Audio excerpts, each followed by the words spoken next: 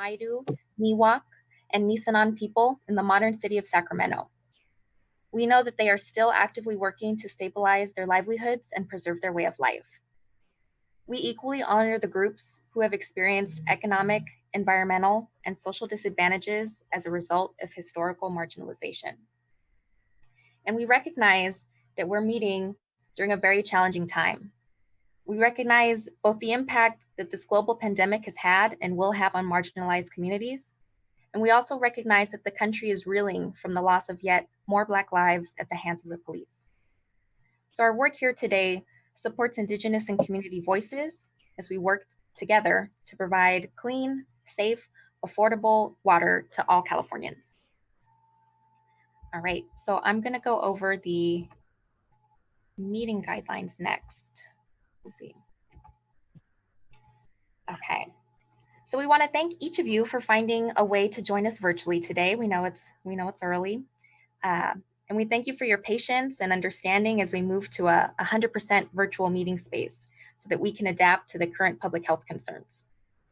We're doing our best to make sure that everyone can participate in an effective way and that this time is valuable for you all.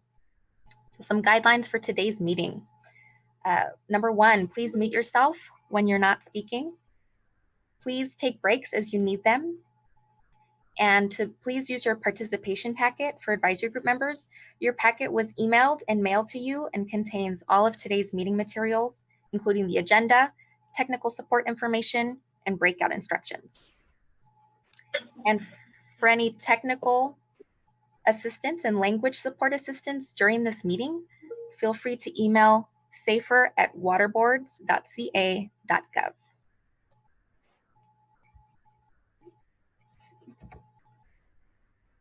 And then for those of you who are listening, if you'd like to submit a comment as a member of the public, please fill out the online form at the link listed on the slide.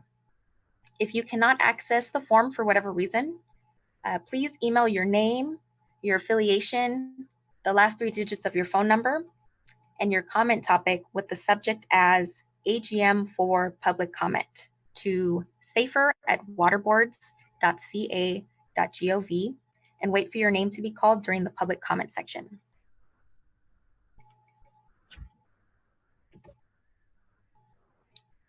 All right, and today we have many OPP team members who are working behind the scenes to make sure that this meeting goes with as few participation bumps as possible. So they are here to support the process at all of its levels. So I just want to give a quick shout out to Amanda, who you'll hear from later, to Adriana, Itze, Jessica, Katie, Michael Ben, and Mandy with our OPP team for working so diligently the past couple weeks to make sure that this meeting came together. And now, if water board staff who are on the call can unmute themselves and say their name and their department or office, beginning with our water board members, I will call your names to unmute yourself and just kind of give a brief introduction. So we'll start with board member Firestone.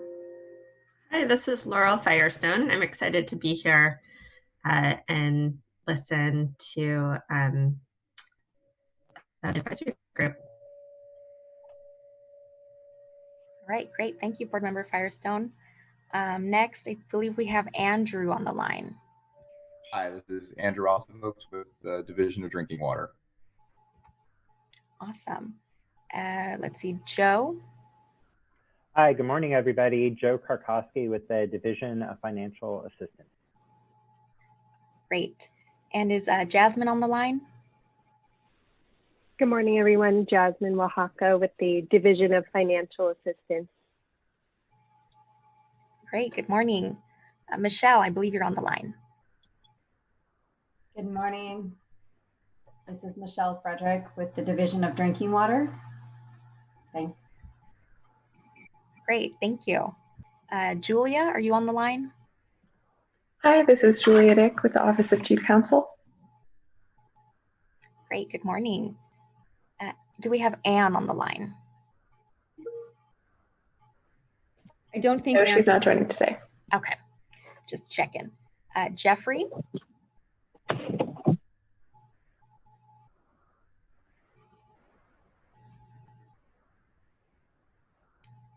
No, no word from Jeffrey. Okay, Ariel, I believe you're the last State Water Board staff on the line. Hi, good morning. This is Ariel Chavez, and I'm with the Division of Drinking Water. And Ariel, it sounds like your microphone is far away. We couldn't really hear you. Sorry about that. Does it sound better? It's a little better. Okay, yeah, this is Ariel Chavez, and I'm with the Division of Drinking Water's Northern Engagement Unit.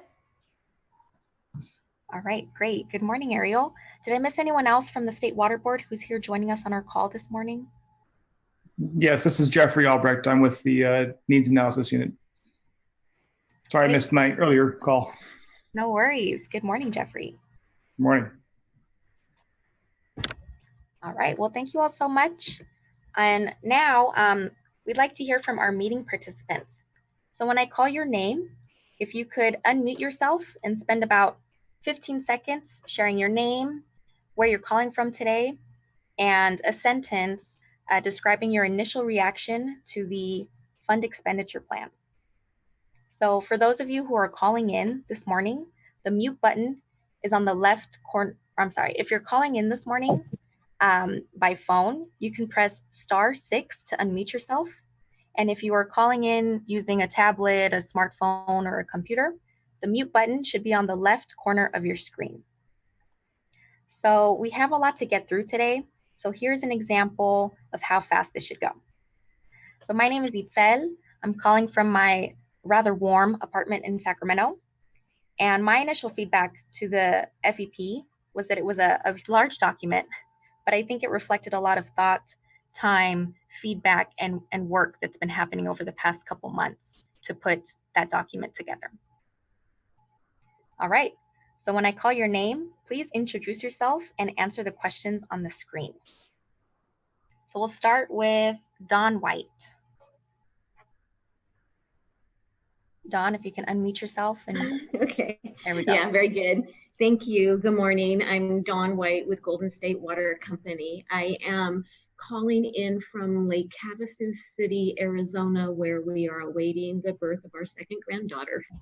And my initial reaction was it's a really, really good start, and I'm impressed based on the amount of time that we've had so far. And I do think there's some great opportunities to work on the data so that when we're here next year, you know, we can move this forward even more based on that data and meeting our goals. But I'm very excited, and I know we all want this to be successful. Thank you.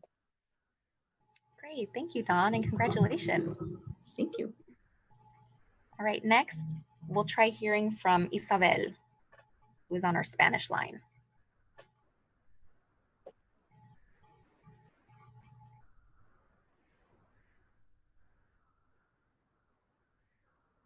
Isabel, if you'd like to unmute yourself and say hello.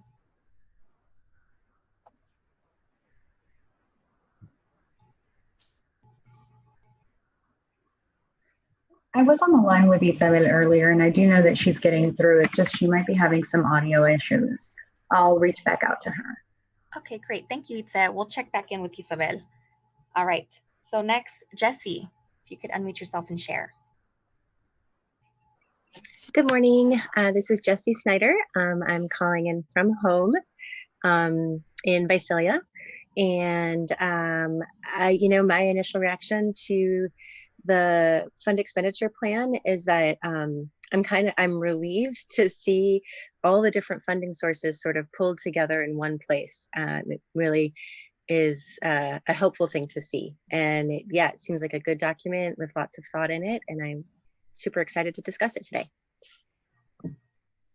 Great. Thank you so much for sharing. Next, I have Nicholas.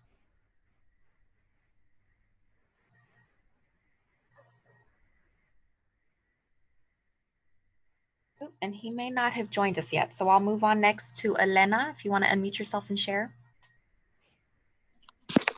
Okay, my name's Elena Saldivar. I'm calling from home here in Pitsley, California. And thank you, everyone. It's good to have you here today. And my initial what I thought initially about it was that, you know, I'm thankful that they're taking such good care and trying their best to allocate the money wherever it's necessary, and I'm glad for that. Thank you very much. Yeah, thank you so much, Elena. Thanks for joining us. All right, so next up we have Emily. Hello, this is Emily Rooney. I am coming in from Sacramento, California. And I think the State Water Board staff did a great job trying to capture all of our thoughts and everything feeding into the document. I'm also encouraged by one of the previous commenters' comments about the diversity of funds, because I'm a little concerned about what happens with the GGRF piece of this.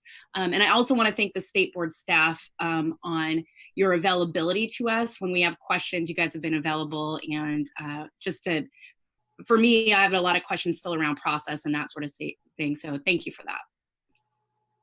Yeah, thank you so much for sharing. All right, Ramon, if Ramon is on the line, I'm not sure I saw him, but I'll give him a chance in case he's on.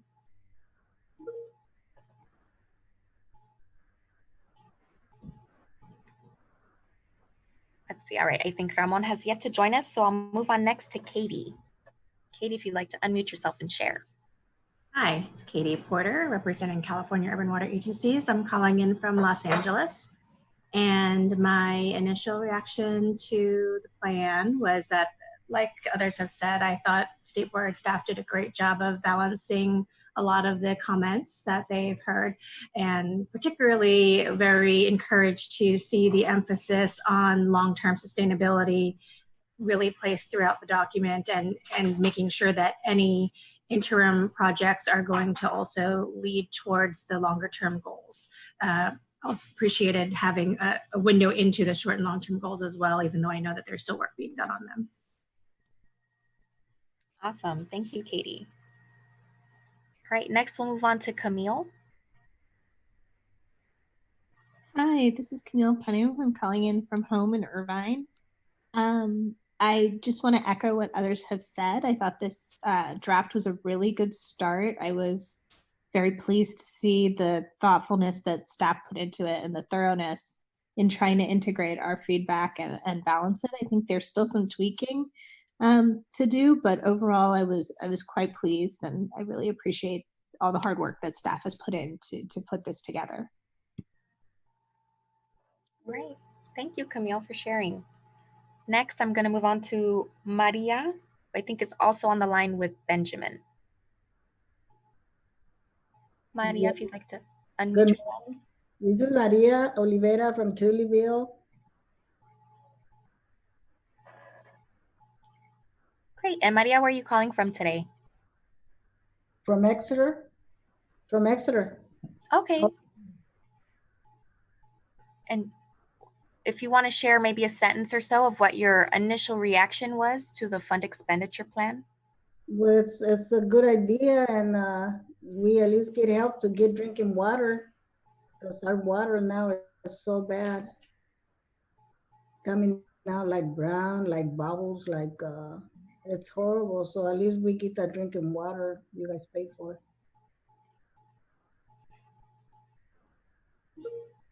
Yeah, thank you, Maria. And Benjamin, I know that you're on the line with Maria as well. If you'd like to share sort of where you're calling from today and your initial reaction to the fund expenditure plan. Yes, good morning. This is Benjamin. I'm also calling from here from Tullyville, Exeter, whichever you want to call it. It's Tullyville. I didn't really get a chance to go through most of the paperwork, but I seen where all the money was put into, and it's very nice. It's a really great job. All right. Yeah. Thank you both for sharing. And we'll have a lot more time today to discuss the plan. So you're in luck. All right. Next on my list, I have Everett.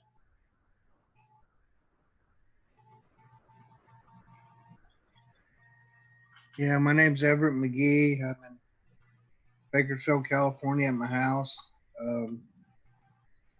What I've seen of it so far is it's a good start, but there's still a long way to go. Yes, all right. Thank you for sharing.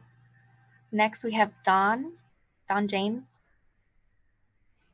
Good morning. My name is Don James. I'm calling from Smith River, California. I'm with Tolo Dinghy Nation.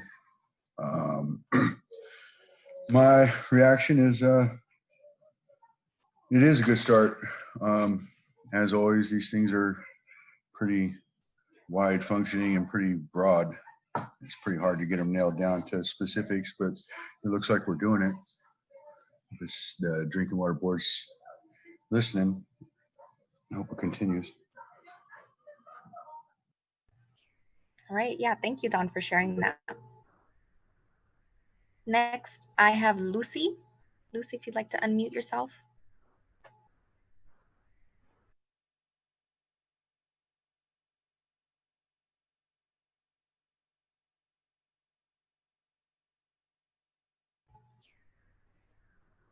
Lucy, if you're on the line, feel free to unmute yourself and introduce and say hi.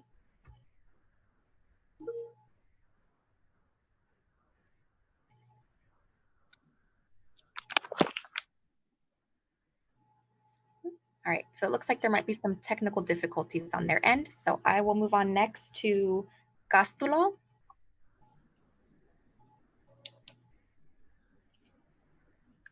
Hey everybody, good morning. My name is Castulo Estrada. I'm representing the Coachella Valley Water District. I'm calling from my work office here in the city of Coachella. 2021 fund expenditure plan. I thought it's a great start. Staff did an amazing job. I think to piggyback on Katie's comments, I really liked that the emphasis was on the long-term sustainability, and just happy to see that more funding was directed towards technical assistance, planning, and construction efforts, and that we're thinking about at-risk systems as well. I'm a big believer of consolidation projects, and I think that that's what we're trying to do, and that's what we believe are the more sustainable projects, long-term sustainable projects. And so really happy with the document. Thank you. Thank you. Next, we'll move on to David.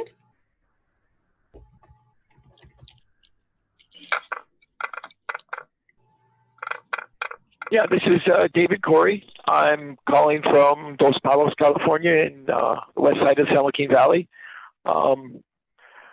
We've had so many positive comments this morning on it. I figure I'll give one not as positive. I was a little bit concerned in looking at the fund expenditure plan that the allocation for state smalls and domestic seems low relative to the needs in the Central Valley, and I'd like to see if we can do something about that.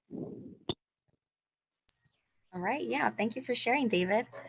Let's see, next up, I have Michael. Good morning. So Michael Claiborne with Leadership Council. I'm calling from my house in Sacramento. Initial reaction to the fund expenditure plan draft. It is apparent that staff has taken comments into consideration in drafting the draft, especially on, I was happy to see the pilot projects in there. I think that's a great idea. I have a lot of questions about things that have been raised, things like cap and trade revenue, revenue loss for small water systems that we're seeing as a result of COVID-19, and how the fund can play a role there, potentially affordability threshold that needs to be, I think, ironed out a little bit more. And then I agree with David, the state small domestic well issue needs, I think, some discussion and potentially more funding allocated to it. All right, thank you so much for sharing, Michael, and for joining us today. All right, next I have Sergio. Good morning. This is Sergio Carranza, representing Pueblo Unido CDC. I'm calling from my home in La Quinta, California. My first reaction to the 2020-21 fund expenditure plan is that it covers definitely all the components and the concerns that we have in dealing with disadvantaged communities. And it provides a really ample opportunity for interim solutions while we try to consolidate the municipal systems if that's the case.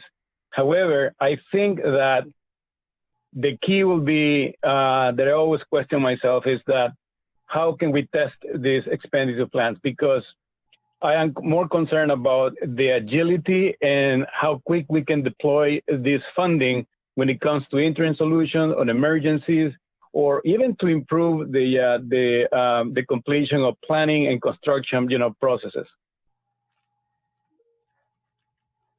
All right. Yes, thank you for sharing that, Sergio, and thank you for being here. And then next up, I have Horacio, if you'd like to share and unmute yourself.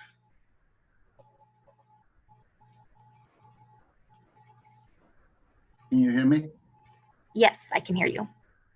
Yeah, this is Horacio. I'm calling from my work office in San Gerardo here in the Salinas Valley. I think it's a good plan to start up. There's still a lot of more things that we need to incorporate, like the local water system stays small and domestic wells. I think we got to build a good list of local communities that are being left behind for 30, 40 years. And so most of the time, these communities are left behind because the lack of funds. So hopefully we can help out. Thank you. Yeah, thank you. Okay, and so now I'm going to go back to folks who may have had some technical difficulties earlier, if they'd like to introduce themselves. So I'll start with Isabel.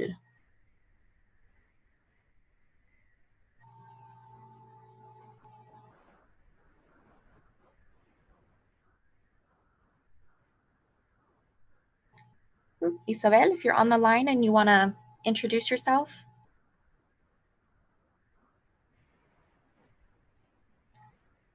All right, and see, no, I think Itze will be working with Isabel to make sure that she can hear us, because I know she's on a Spanish interpretation line. So I want to make sure that she's hearing us and can share. Let's see, I'll go on next to Nicholas. If you're on the line, you want to introduce yourself?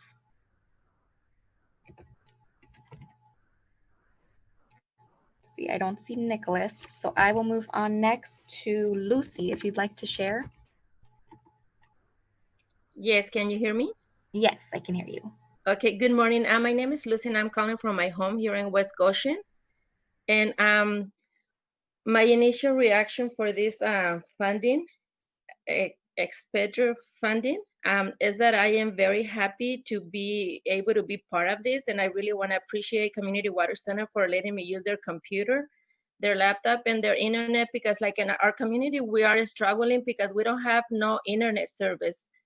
So it's very hard for us, especially if you're not, like I'm not too much of a technology person. So this is a struggle for me. It's a challenge. And I am very concerned, because of all these meetings. And I never thought that I would be myself in a situation that I want to express myself and I want to represent my community, but I don't have the access to be able to represent as much as I would like to.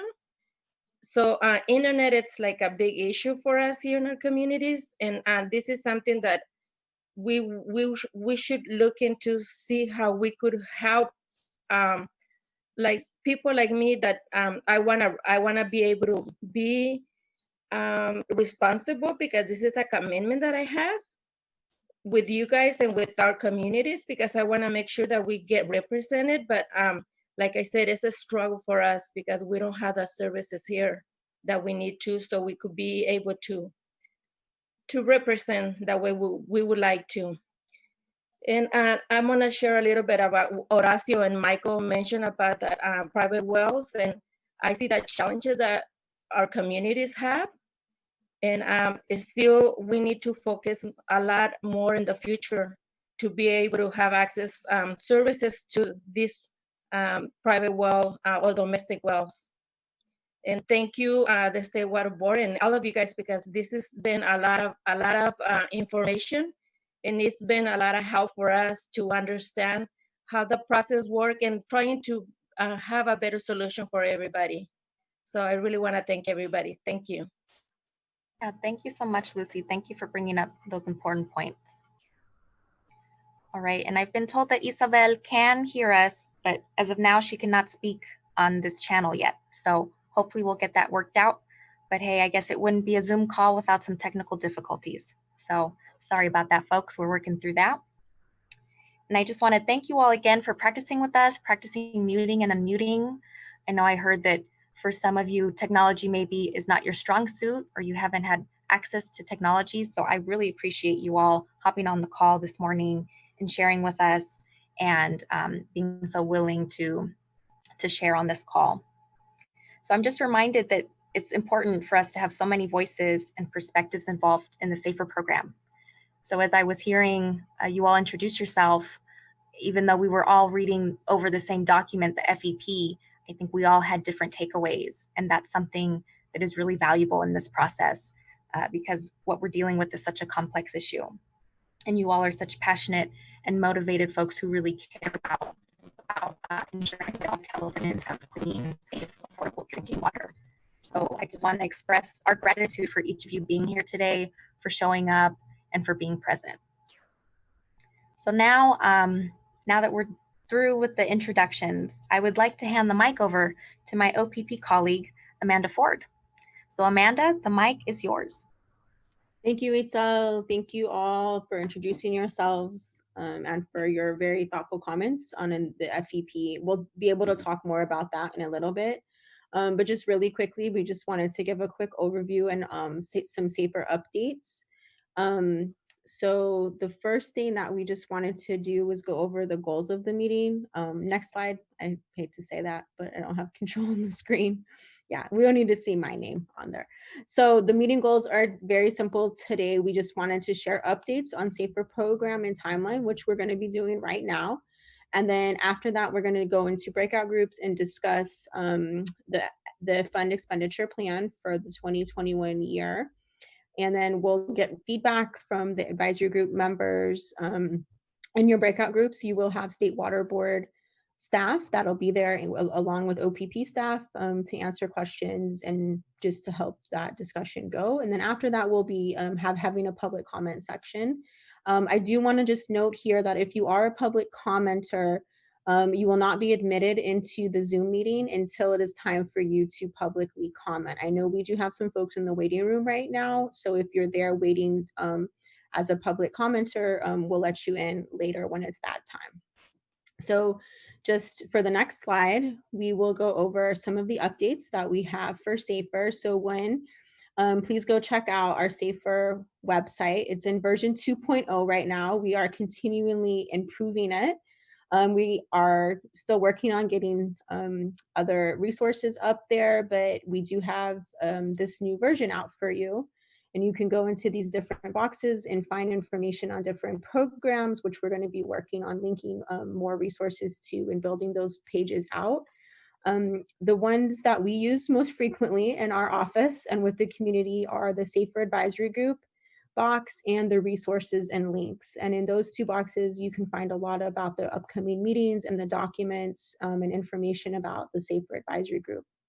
We will say that it was our intention to have all of the meeting materials for today posted on the website, but we experienced a barrier in the past couple days in getting that up. So we will get those materials up there for everybody to see, including the Spanish version of the FEP. It's just before we post things, they have to be ADA compliant, and that just took a little bit longer because there's a lot of strike through in that document. So just wanted to let you know that that's in the queue, and that'll be up for you to be able to link and download soon. And then also, we have frequently asked questions pages have been added to our website, so go and check those out. You can download those in PDF. And then I just want to go on to the next slide and talk about our upcoming timeline. Oh, sorry.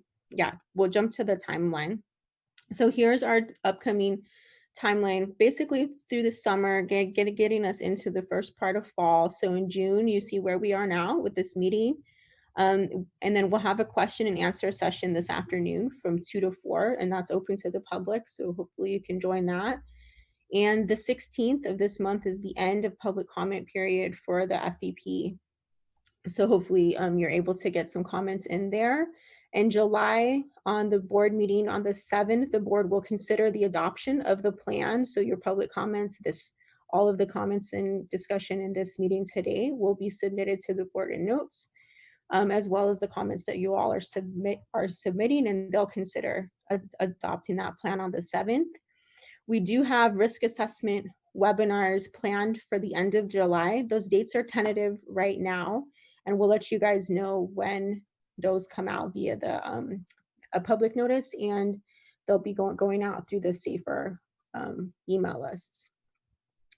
We're anticipating that we'll have another advisory group meeting in August, so look out for dates on that, and we'll send we'll be polling our advisory group members to find the best dates.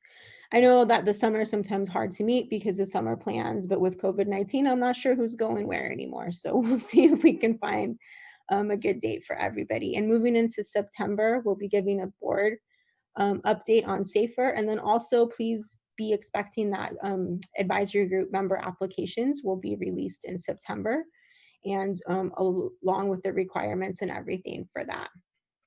So just to go back one slide, sorry, Itzal, I'm going out of turn here. Just to do a recap on the SAFER program.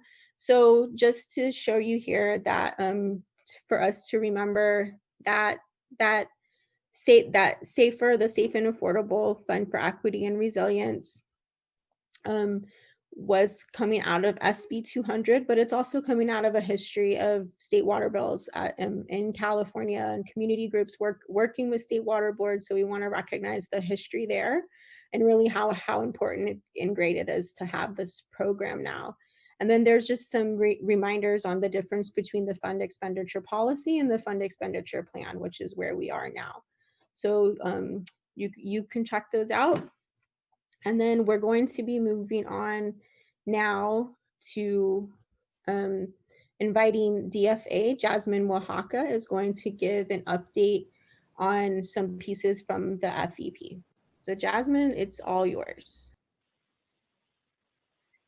Good morning, everyone. My name is Jasmine Oaxaca, Supervising Water Resource Control Engineer from the Division of Financial Assistance, here to talk about the recently released fund expenditure plan for the Safe and Affordable Drinking Water Fund. Next, please. As you know, we recently released the fiscal year 2020-21 fund expenditure plan on May 27th. Comments will be due back next week on June 16th, and we anticipate releasing a revised document on June 26th. On July 7th, we will be putting the plan forth for consideration of adoption by the State Water Board. Once the plan is adopted and the funds are available in the Safe and Affordable Drinking Water Fund, we will be able to proceed with funding projects for this coming fiscal year. I also wanted to provide some information on the status of the Safe and Affordable Drinking Water Fund. As a reminder, SB 200 indicates that the fund will be continuously appropriated each fiscal year. Starting with fiscal year 2020-21, SB 200 requires that 5% of the proceeds from the Greenhouse Gas Reduction Fund, or GGRF, be deposited into the Safe and Affordable Fund up to $130 million. Where does the GGRF get its revenue? This comes from quarterly cap and trade auction proceeds, which are deposited into the GGRF. The most recent auction was held in May 2020 and generated $25 million. Note that auction proceeds are more typically on the order of $600 to $800 million.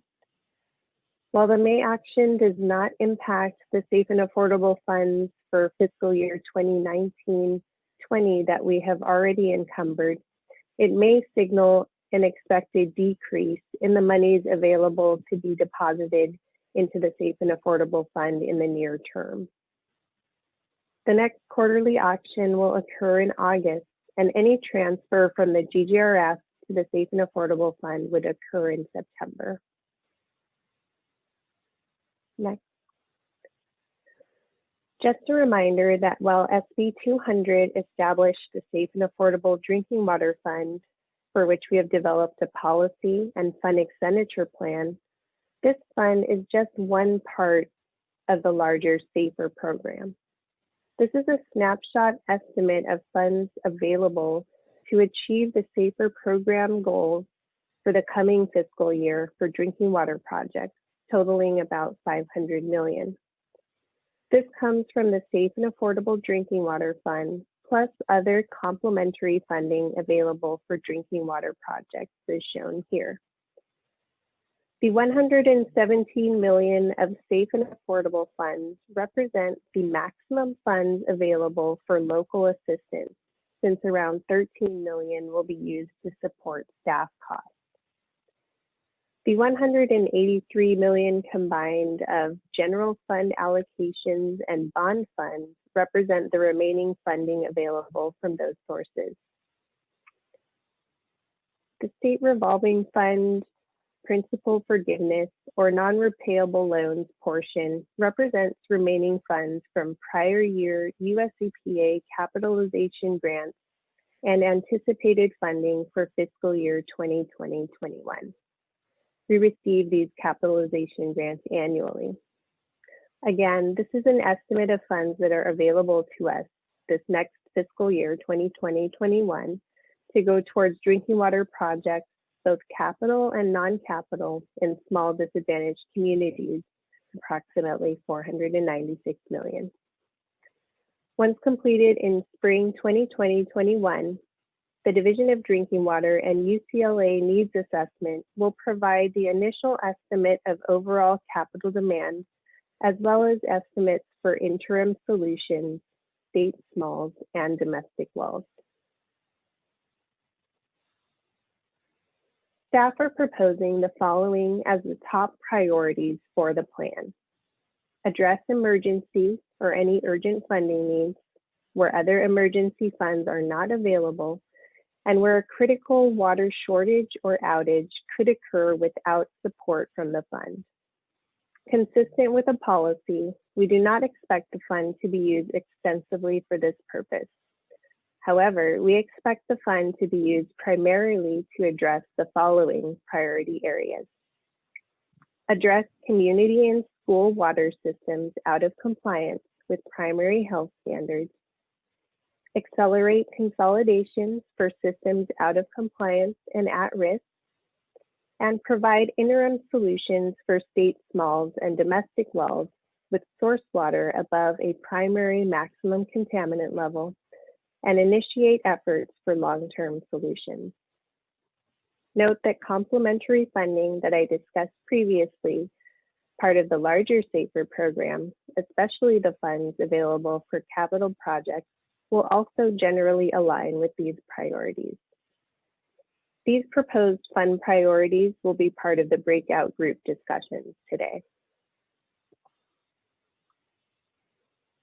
While we are not anticipating the need to use the Safe and Affordable Drinking Water Fund for relief from revenue shortfall in fiscal year 2020-21, this is a possibility, and if so, we will adjust our proposed funding distribution goals and performance targets accordingly.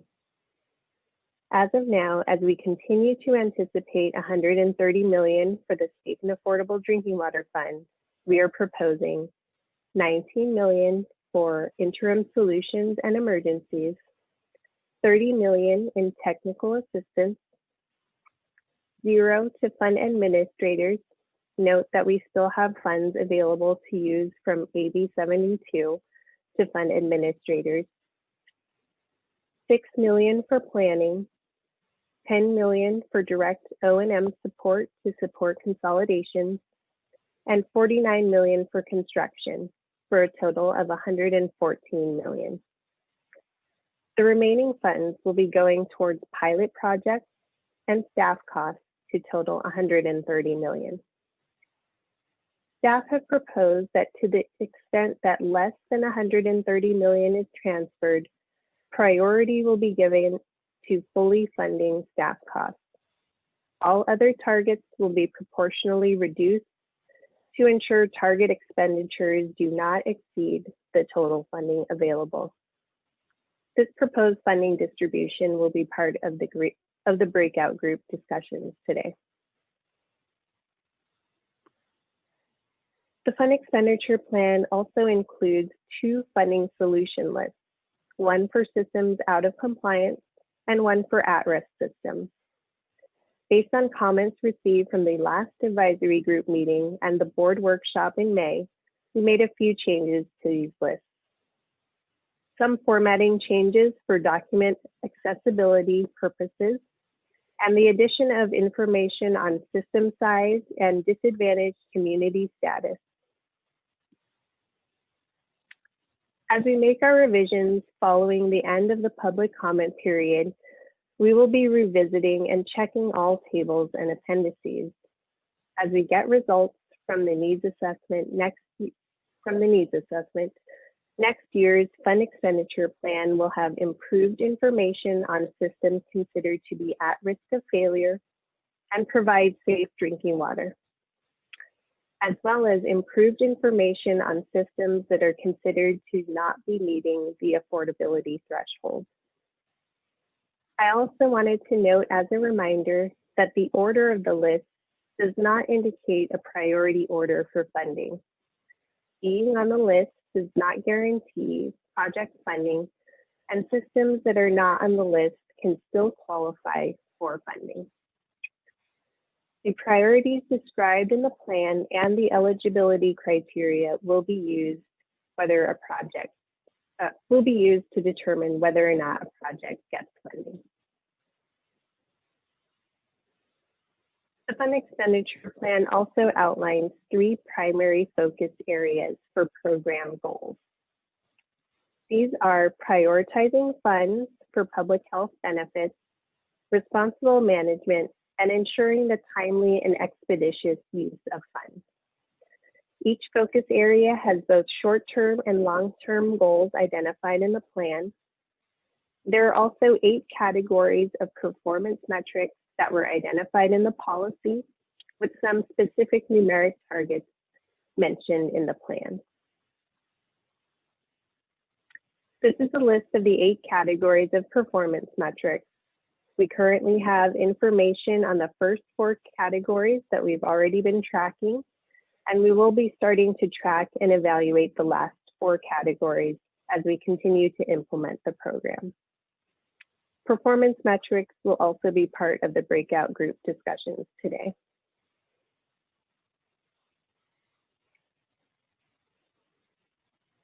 These are our numeric targets for this coming year. We want to build on our progress in our first year of implementation and have established these goals. These goals build on the investments we made in 2019-20, the proposed distribution of funds, and anticipation of being fully staffed up across the SAFER program. For the first year of implementation, we had goals to provide interim solutions to 75 communities and schools. As of the end of May, we provided to 173. Executed or completed planning assistance projects to 100 communities.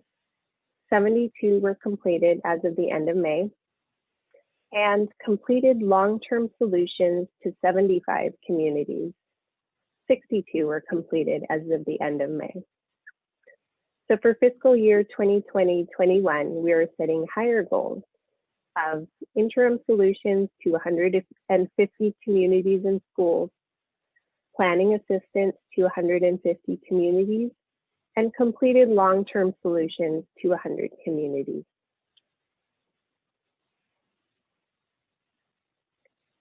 A few timelines that are included in the plan that we will not get to talk about in detail today are the affordability threshold. So for this year's fund expenditure plan, we are using a system or community level threshold of 1.5% of the statewide median household income.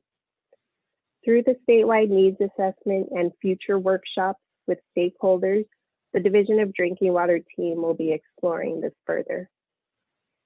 For both the community engagement and tribal outreach plans, our Office of Public Participation, is currently developing these plans and making changes to adapt to the current public health restrictions. They're anticipating to have both draft plans by September. That concludes our presentation on the fund expenditure plan. Thank you, Jasmine. So now, before we get into the breakout groups, we just wanted to pause here for a minute and just see if anyone had any questions or comments for Jasmine on what she presented or anything that I shared with the timeline.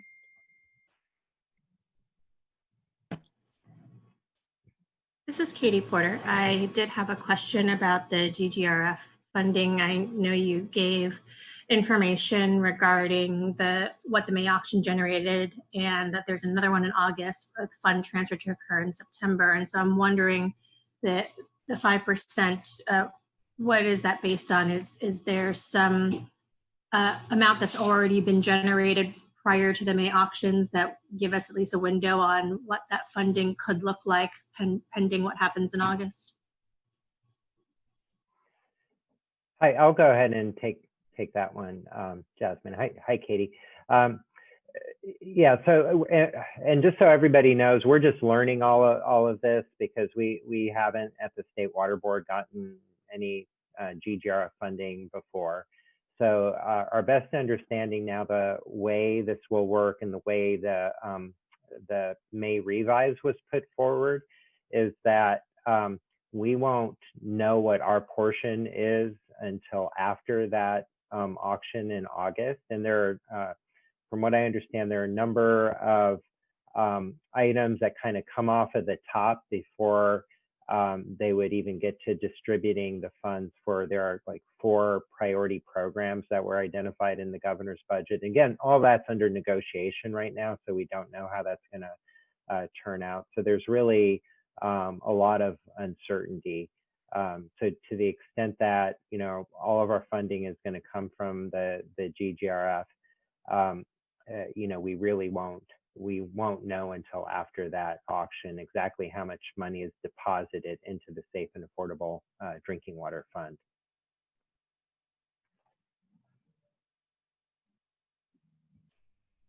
Thanks, Joe, for that. Katie, did that answer your question?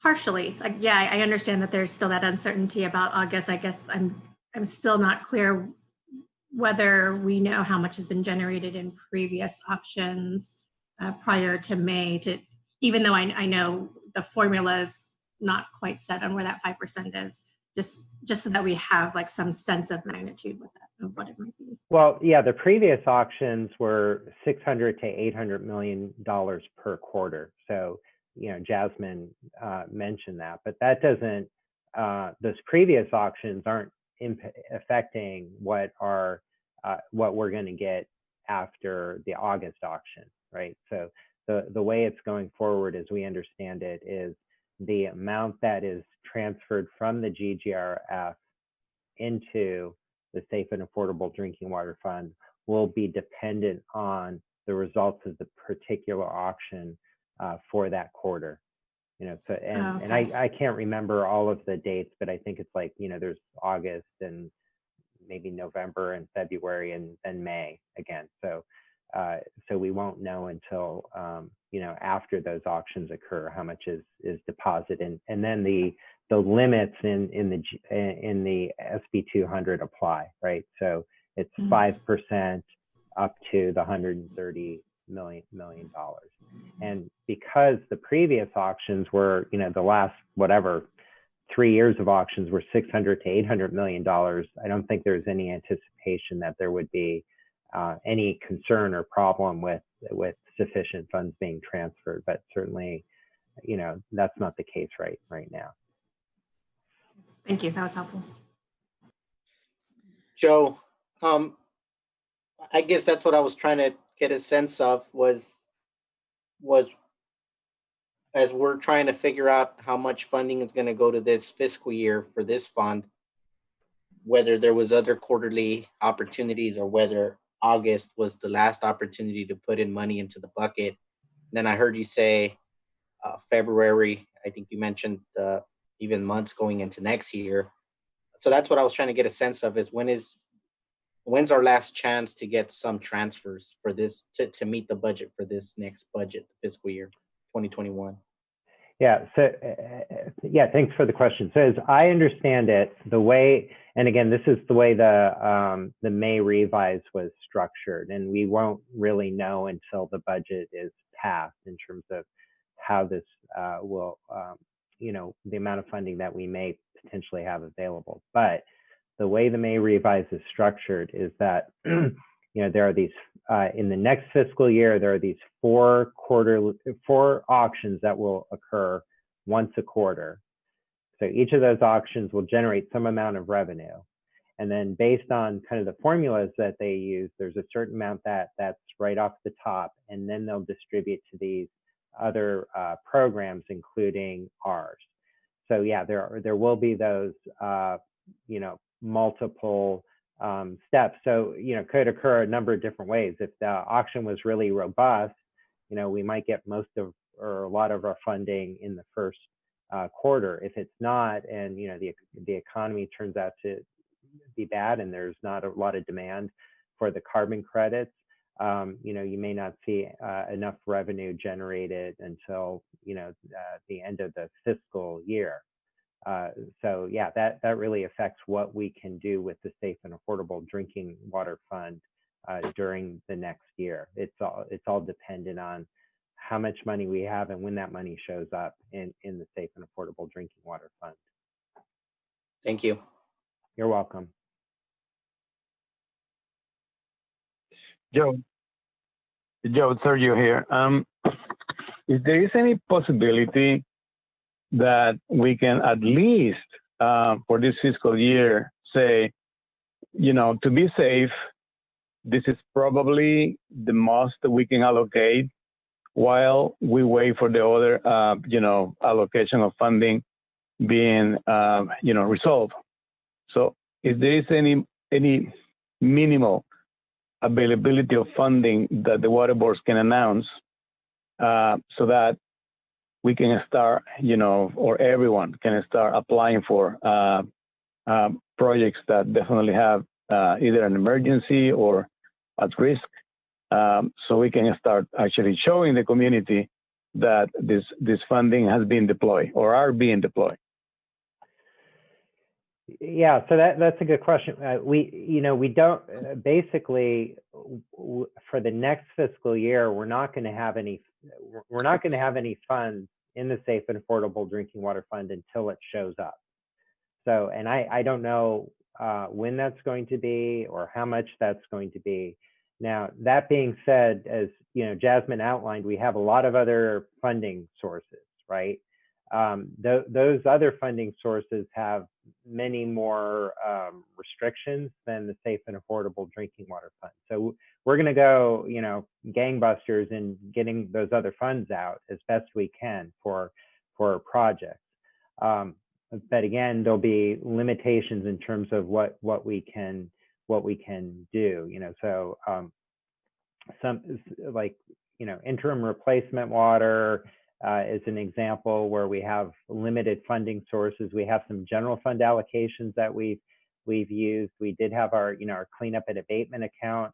Even that is drawn down quite a bit. But to your point, what we can do and will keep doing is accepting applications for funding, and that will be helpful in terms of continuing to identify what the demand is out there. So you know, and we have our pre-application set up and available for people to apply.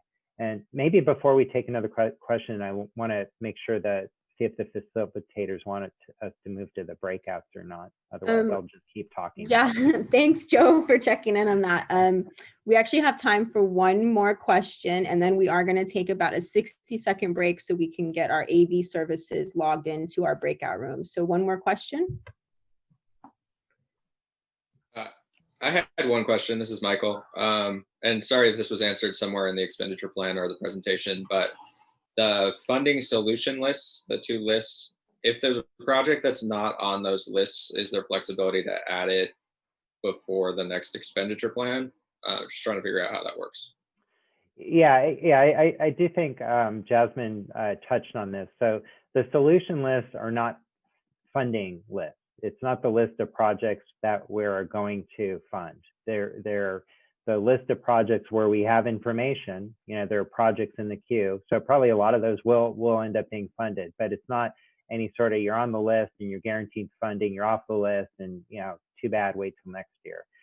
We will be taking, you know, project proposals as the year goes on. And if there are higher priority projects, you know, ones that are dealing with systems that are audit compliance and have public health issues, those projects will get more attention and maybe prioritized over a project that, say, is, you know, of a lesser immediate need.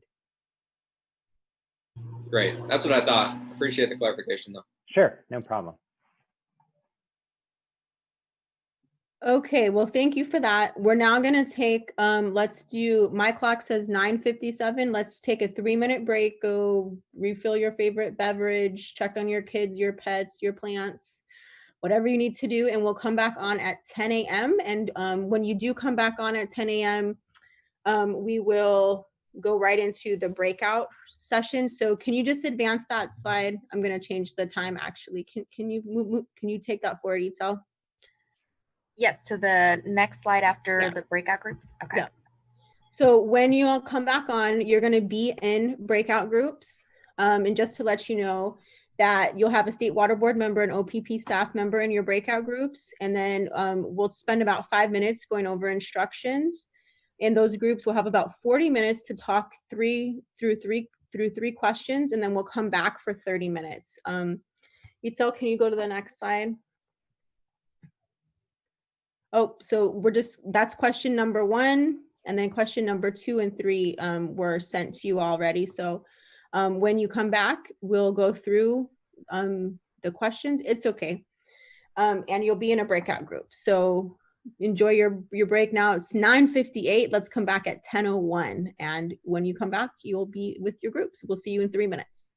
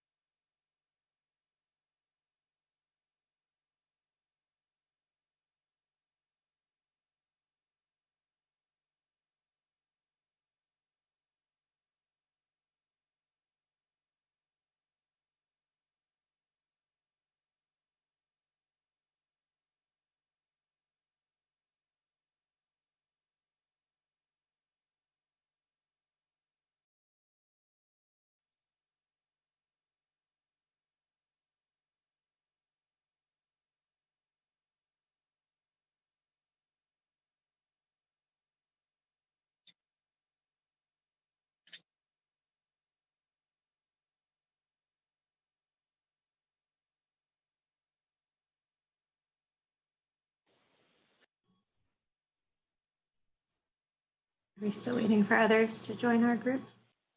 Hi, folks. This is Jessica. Can you hear me? Hi, Jessica. Oh, good. Hello. Great. So I'm going to be leading, facilitating our breakout session today. So and I'm going to just let you know, I'm going to keep my video off because I'm having some connection issues. So I am going to share my screen with you though, so we can continue with the PowerPoint presentation. So you should be able to see the advisory group discussion and breakout section slide. Yes, great. Okay, so it looks like we're all here, so we'll get started. First, I'd like to ask Sergio, would you be willing to be our reporter for this group?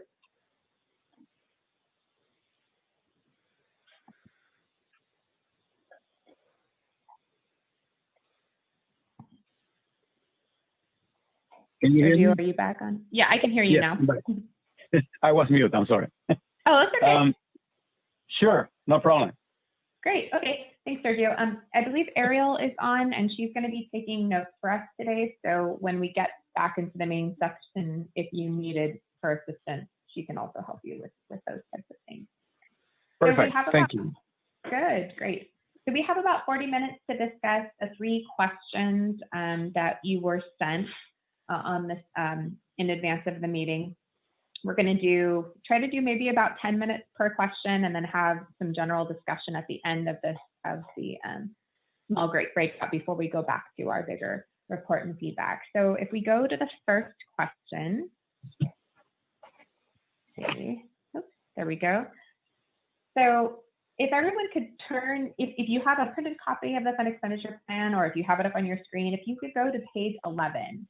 The first question we'd like to discuss is how the fiscal year 2020-21 priorities align with community needs. But before we go into sharing your thoughts, I'm hoping someone can volunteer to read the first 2 paragraphs of the funding capacity and distribution of funds section so that we can help ground the discussion. So again, that's on page 11 of the document. And do we have a volunteer to read?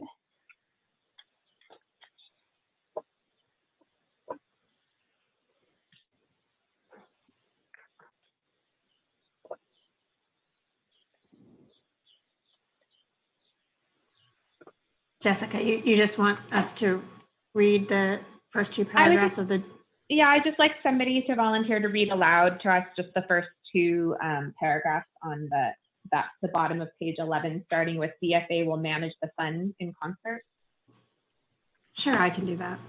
That'd be great, thank you. Sure. DFA will manage the fund in concert with the other complementary drinking water funding, including the Small Community Grants Drinking Water and DWSRF programs, to provide affordable financing and other types of assistance to drinking water systems to achieve the long-term goals of the SAFER program. In general, SCGDW and DWSRF monies will be used to support priority capital infrastructure projects. The fund will be used to address funding gaps for capital and non-capital projects that otherwise cannot be funded with other funding sources. The fund may be used to fund or supplement priority capital projects when statutory or other restrictions, for example, funding caps, of other funding sources would otherwise prevent the priority project from being implemented. The top priorities for expenditures from the fund for FY 2020-21 include 1, addressing any emergency or urgent funding needs where other emergency funds are not available and a critical water shortage or outage control could occur without support from the fund. 2, addressing community water system and school water systems out of compliance with primary health standards, focusing on small DACs. 3, accelerating consolidations for systems out of compliance, at-risk systems, as well as state smalls and domestic wells, focusing on small DACs. And 4, providing interim solutions and initiating planning efforts for long-term solutions for state smalls and domestic wells with source water above a primary MCL. Great, thank you so much, Katie. So because we have limited time, as you know, we're not going to have time to necessarily discuss everything in detail, but what we're hoping to do is that you can share your thoughts on, again, how these priorities align with community needs or your expectations, what you were hoping to see, you know, any concerns that you have, and we will capture those in the notes and then be able to share back some of these thoughts in the bigger meeting, and then we'll also be including them in our larger meeting notes.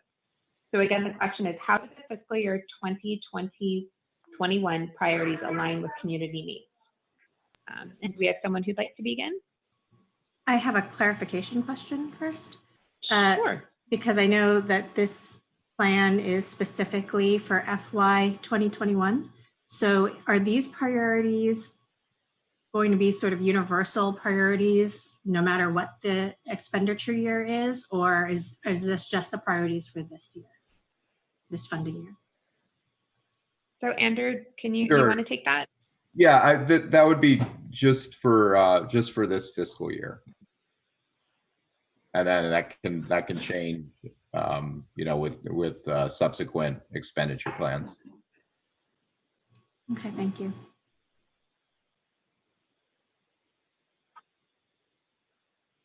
So if I may, I would like just to kind of take the initiative to make some comments about, you know, the alignment of these priorities with the needs of the community. I can tell you that they are, and I am very excited that some of the projects that are already going on in those communities, when it comes to outreach, when it comes to identification of priorities, when it comes to actually even planning or assessment, are already in alignment to this. The only concern I have is that one of the challenges is that we have with the community is that we actually provide reports and information about the expectation of when the projects are likely to begin, but not having probably a sure allocation or funding under SB 200 for fiscal year 2021, it doesn't help, even though we have these priorities already set and in alignment. So everything is going to be contingent to the availability of funding for this fiscal year.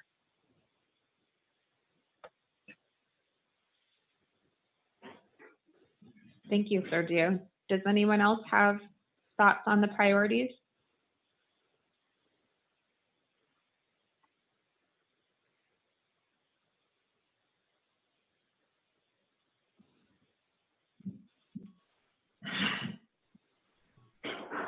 Yeah, I thought the priorities were well stated. And it does still cover a lot of ground, but I understand that there's a lot that we need to do, and that is a challenge. I'd like to see more. Well, I guess it's tough because I don't want to confuse priorities with how you go about choosing to implement. But the thought that popped into my mind is, you know, for any of these where we're talking about systems out of compliance, it is, so how do you keep the focus on the ones that need the most assistance? And yeah, I feel like it might be a level down from these high level priorities, but as a high level priority, I think it's good that you're focusing on those as a first step, with recognition that out year plans, as you make progress on these groups of systems, would then be able to encapsulate more systems at risk. Thanks, Katie.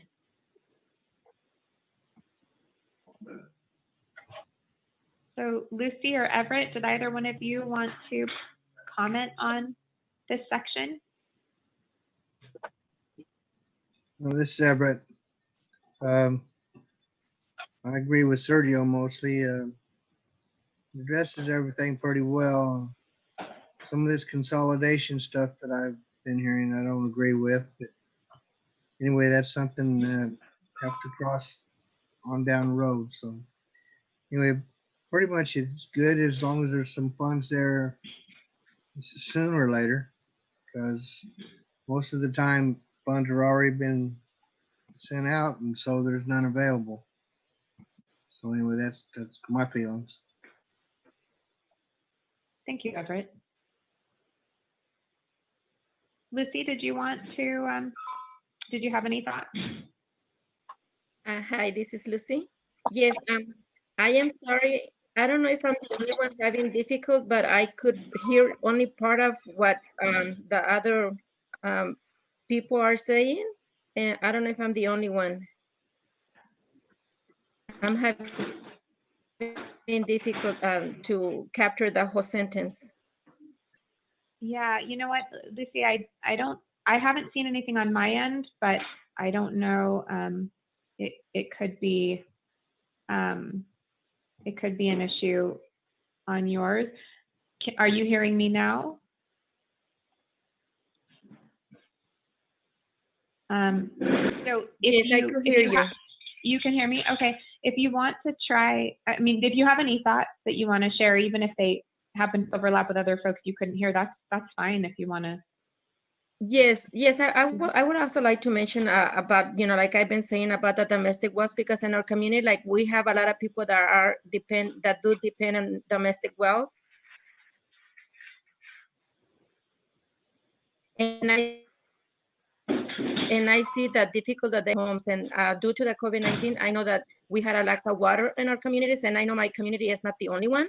And I would like to see like some kind of funding for these communities that have domestic wells that don't have access to safe drinking water with less restrictions. Like I know that there is programs, but most of it require for our residents to have an email. And that's something that we are lack in our communities, that we don't have access to internet, or a lot of our people don't even have an email. So that's something that is not being able to access the service. Okay, yeah. You are cutting out just a little bit, Lucy, but we heard the most of what you said about having issues with being able to access like some of the requirements for having an email or access to internet. That's the primary thing that it sounded like it came through. Okay, thank you very much. Yeah, and that actually is kind of a good leader into our next question about how does the fund expenditure or fund target expenditures for fiscal year 2021 align with community needs? So if everyone could turn to page 15 in the fund expenditure plan, or scroll to page 15. And if maybe someone else is willing to read the first couple of paragraphs here, these ones are a little shorter than the last one.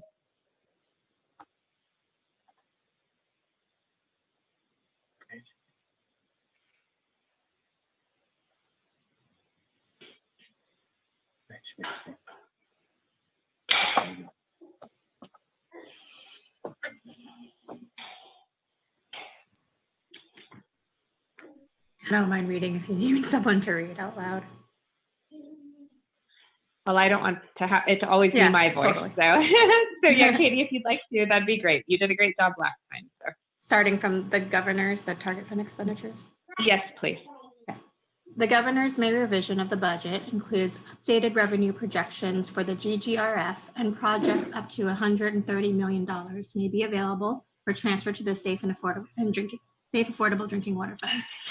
These funds are used to both provide local assistance to communities and cover staff costs for the administration and implementation of the SADW fund. The targeted expenditures from the SADW fund are provided below. The projected distribution is described for different water system categories: systems out of compliance, systems at risk, state small systems, domestic wells, and other program needs, pilot projects, and staff costs. Within each water system category, the projected distribution among solution types is also provided. Detailed discussion on each solution type is provided elsewhere in the plan. Thanks, Katie. So again, we want to know how the distribution of funds is aligning with needs or your expectations. So again, this is kind of an overview of how the distribution of funds is being proposed. And I'll open it up again to your thoughts on this.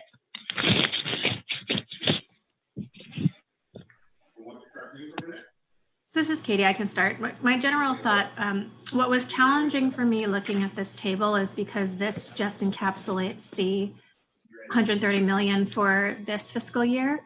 And so even though I know in the plan you talk elsewhere about some carryover funds or things that you funded in fiscal year 1920 that you'd still be able to use, it was hard for me to piece that all together. So looking at this, it almost feels like there's certain sections that are underfunded, but then you bring back in sort of the knowledge that there's still money available from a previous fiscal year, and then it feels more balanced. So I guess for me, it was hard for me to answer this question easily, just because I still don't feel like I have a good sense of what's remaining to be spent in some of these categories, to know whether the allocations feel balanced. So it would have been, or it would be easier for you to understand if you could see the breakdown of everything. Yeah, or maybe if there was all like of the one complementary funds to see, like, is this everything for construction, or is this everything for planning versus other areas? It could be easily accomplished by just adding another row that just has carryover funds or something like that, so that you could see the balance of previous funding that's remaining. So then you have the new 130 million plus the previous funds still available for use, and then you can kind of see then the total of available funds for each category. Sure. Okay. Thank you. Everett or Lucy or Sergio?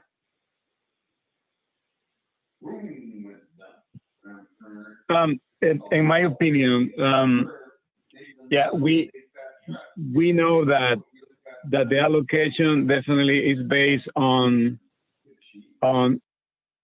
the different type of projects that SB 200 is aiming to address or to resolve, which include all that is already mentioned, at-risk project, like interim solution, consolidation and for small water system and whatnot. I think the difficulty to actually evaluate how balanced this allocation is that we don't have as a board members, as a board advisors, we don't have a really great sense or a holistic picture from all the projects that have been listed as an examples. We really don't know which one have the highest priorities or not. So that definitely, we can tell how well the balance is. Only the water board staff has evaluated, because they have gone through the whole list, the whole database, and based on the database, they have been able to allocate. But for us, not having that discussion of going through every specific project, is very difficult to see, well, you know what, we are allocating too little for emergency solution or interim solution, or, perhaps we need to have a pure allocation for planning that is going to take us perhaps to the point where the fiscal year funding availability is more, predictable at this point. So, and I agree with Katie, is that it is also good to have some availability of information that shows what are the previous fiscal year funding that is carried over this fiscal year, so we can have a picture of, what kind of funding is being utilized or is available to actually carry over these particular, priorities. So Sergio, going back to your first statement, are you saying that it would be helpful for you to be able to essentially see a prioritized list of the projects in terms of that larger list, in what order you think they're going to be funded? Absolutely. Absolutely, because I am convinced that there are some, you have heard from many members, I'm convinced that there is some incredible higher priorities that we can deploy We know that we don't have any SB 200, and the likelihood to have this funding this year is probably very low based on what we heard. So what can we do in the meantime with the availability of funding there is? Because again, we are accountable to the communities which we represent. So we need to come out with a plan, because the whole exciting is, you know what, SB 200 is coming, $130 million a year. So the community is getting really, really, rally behind this incredible opportunity in terms of financial investment. But if there is not, predictable way to say, you know what, perhaps we won't be able to achieve this until maybe next year, that's something that we need to be able to respond to the community. And I think that is something that is needed to take into consideration. Thank you, Sergio. Lucy, did you have any thoughts on this table?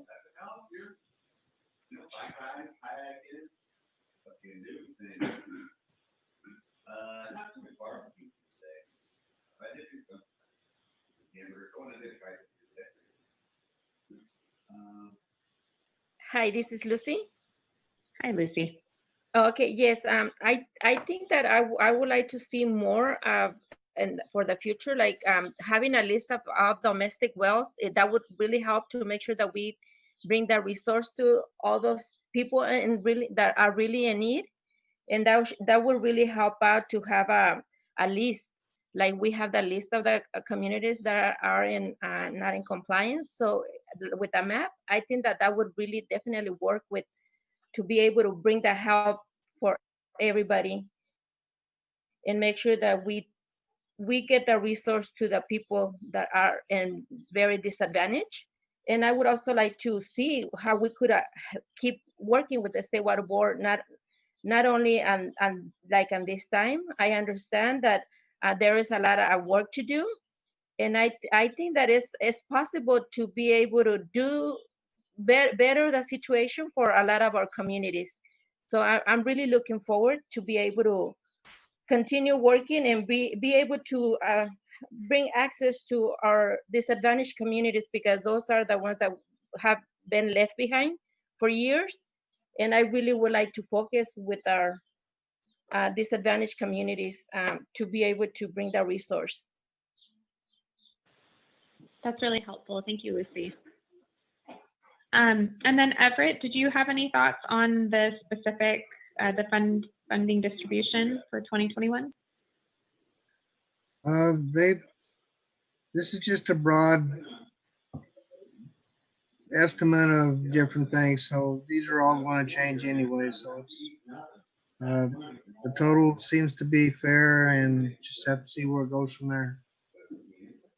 All right, thank you, Everett. All right, let's go on to the third question. I know we all saw we got a little notice that we should be moving on. Andrew, you have a little friend in the background that just joined you. That was fun. So for question 3, how do the outcomes, goals, and metrics align with community needs? So this is on page 43 through 46. I'm not going to have us read through this one because I do have the performance metrics laid out here that we can discuss. It's a pretty big section. There's long-term and short-term goals, but the performance metrics were something that seemed like we had, kind of a way to look at. And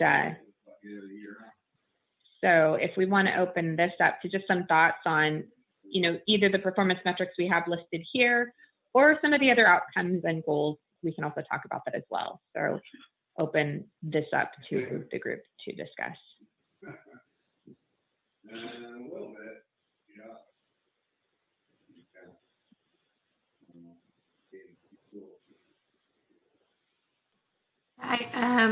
Clarifying question is just for the current sets of performance metrics, and I know there's a table that was shown in Jasmine's earlier presentation also. I'm guessing these are just based on current accomplishments and trying to do better. I guess I was just wondering if there was a specific logic in how you're getting to these metrics. I think that the general categories of them look good as things that can be measured. The only other comment I would make, and I don't have a good suggestion on how to do this, but just finding that balance between metrics and the quality of the projects, because certainly we wouldn't want to see funding directed in a way to meet a metric just so that you can say that we've funded X number of projects if they aren't the right projects to focus on. And so how can we balance that we've funded the right priority projects versus number of projects? So that's, I didn't see any discussion of that in the plan. That's a really good comment, Katie. Andrew, did you have anything to talk about how the metrics were determined and how we're gauging them? Sure. I mean, really, at this point, because we don't have a lot of experience with the program, it really is just trying to project forward what we think we can do based on what we've been able to do, not just this past year, but also, like with consolidations over the past couple of years, what we've been able to do with some of our experience with planning. And so it really is, just roughly looking at our past experiences with these areas. And now that we're staffed up and, and our authorities are kind of set, what we think we can do. But that's really what the basis is for those numbers right now. And as we get more information, we'll be able to do more refined projections as well. Thank you. Thanks, Andrew. That's helpful. So does anyone else have any thoughts? It could be on the performance metrics that are up on your screen that we discussed. It could be, the 8 listed here. Was there anything that was missing or that you felt could be refined? We can, broaden the discussion a little bit too.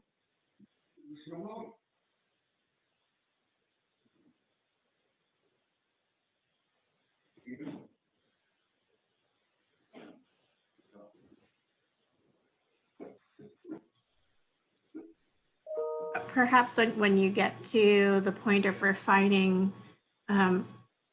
which systems you've put in the priority category, maybe there could be a metric around how many of those priority systems had funded projects. I think that's incorporated in one of your longer term goals above, but maybe that could be an explicit metric. Yeah, that's great, Katie. Thank you. As we think about the performance metrics, feel free folks to jump in, but I think looking at our time, we can also just open this up in general to any thoughts or questions or comments you have on the fund expenditure plan in general that maybe we didn't include in our guiding questions, but that you wanted to bring up as well. Yeah, if I may, I wanted to add that there are some other factors that need to be included in this. One other critical component is about community engagement. A project cannot definitely continue if we don't have the buy-in from the community. That's one critical thing that need to be evaluated and determining why the project got delayed, why the project didn't actually have, the full support and why not. Those dynamics are only being experienced by the people who are working on the field on that. The second thing that I think is important as a metric is the level of collaborations that we have with other local, government organizations, which definitely have an incredible key. Some like to collaborate, some other ones are still a little bit skeptical of providing this type of support to these rural communities. And of course, the third one that I can actually mention is, and you mentioned the number 7, administrative efficiency of the funding program. I think that we need to keep a really great look about how the funding process play a role in determining the effectiveness of deploying financial assistance to those projects. That includes the whole entire planning, the whole packages. How are we going to make sure that the packages are taking forever? I'm talking about environmental, I'm talking about planning, I'm talking about the financial, I'm talking about the general, for both planning and construction. So we need to evaluate, you know what, this project is not moving further because we have this glitch in this particular process. Those are the metrics that we need to evaluate, in my opinion, because we are experiencing it just directly as we are actually trying to develop some particular planning and construction projects. Thank you, Sergio. That's very helpful. This is Lucy. Hi, Hello. Lucy. Okay. Yep, you're here. We hear you. Go ahead.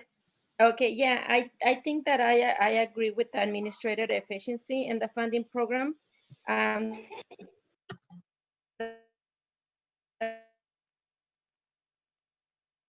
it would be that it would be very helpful to be able to apply for these jobs and be able to have a local engagement and this funding administrative to be able to work with the communities also, and I think that's very powerful for our communities to be able to have our own communities engage in this funding, to be able to work with our communities, because the communities are the ones that really know what's really need here and how could things work better for us.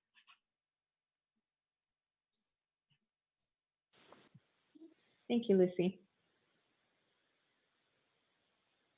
Everett, did you have any thoughts that you wanted to add?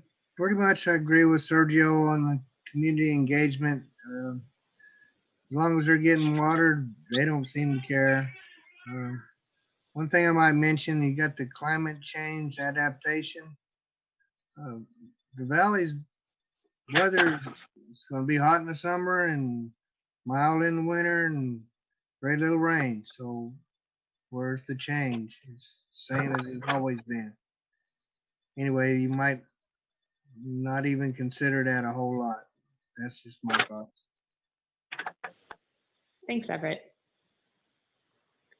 So like I said, we do have some additional time if folks do want to comment on, bring up any other thoughts on the rest of the fund expenditure plan. I know it's a big plan, and so that's why we were trying to narrow in on some things to discuss today. But if you do have any other things you'd like to bring up, we can. Oops, sorry, skipping through too quickly. If I just probably wanted to add one thing that I would like to share that we are experiencing, and this.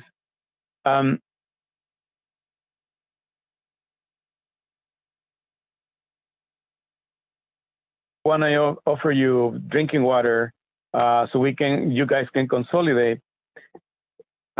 Sometimes, definitely, that is not a very effective approach, because by nature, people who live in rural communities have this perception of government trying to actually get their system in a more controlled environment, which creates skepticism. So once again, I think the foundation and the philosophical view of trying to actually evaluate how projects perform really well, how can we actually measure the metrics and in terms of community, driven capacity, is that sometimes those projects need to come from the community, and they have a buy-in, they have ownership. So that consequently have a greater impact on trying to develop a specific project. But once again, sometimes it's very difficult to, it's quite challenging. It's part of the reality. It's part of the nature of trying to implement this project.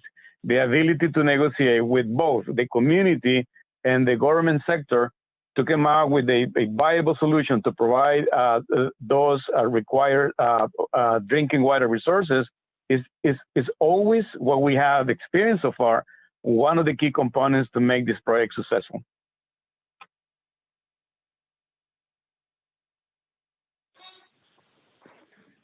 Thank you, Sergio.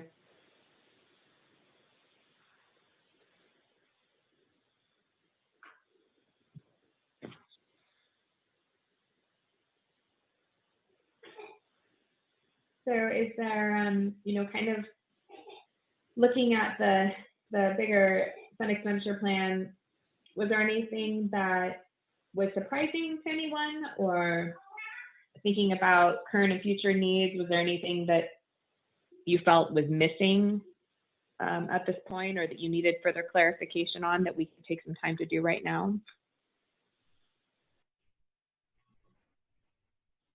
I'll just echo some of Sergio's comments about, I think as we're thinking about the metrics and the number of projects you're able to support, also looking at where there may be some bottlenecks for getting projects approved and funded.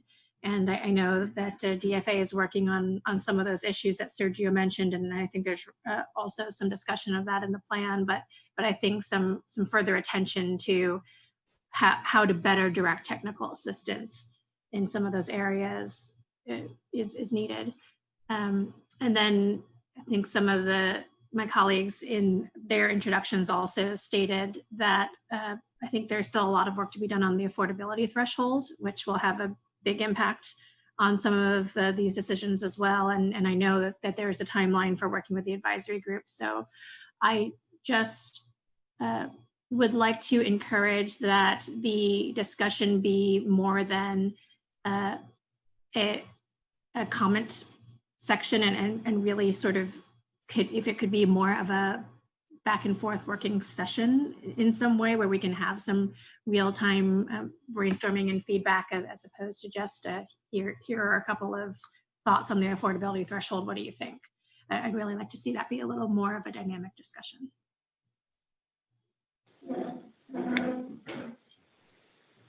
Andrew, were you able to comment on any of the plans for the affordability threshold discussions going further in the future? Sure. Yeah. I mean, I would say definitely what we're looking right now. What I can tell you, what we're doing right now is we're just kind of gathering data and trying to understand what kind of data is out there that we'll be able to use, and like, is it robust enough? Is it, does it cover the whole state? Is it available? All those sorts of things. But and just trying to understand the universe of the data that's available on affordability. And and then what we really want to do is engage the advisory group and also engage the public in general in those discussions, both on sort of the more technical side, because I think we really need to get a good handle, a strong handle on the technical side of the data on affordability, but also on the policy side of what really works, what mix of factors should you use, and how should you use them. And so we're really open to that. I mean, we'll see some of that coming out, and the UCLA report will have sort of the first cut at some of that, and we'll be bringing some of that in the late summer and into the fall, into the public discussion around that. But then as our needs assessment group kind of is really getting geared up on it, we definitely want feedback. We definitely need, it's as I think everybody appreciates, it's very complicated, and we want to figure out a solution that can work for all needs, and that can also evolve and expand as we learn more. But definitely we want to involve this group, and we want to involve the public in general in that.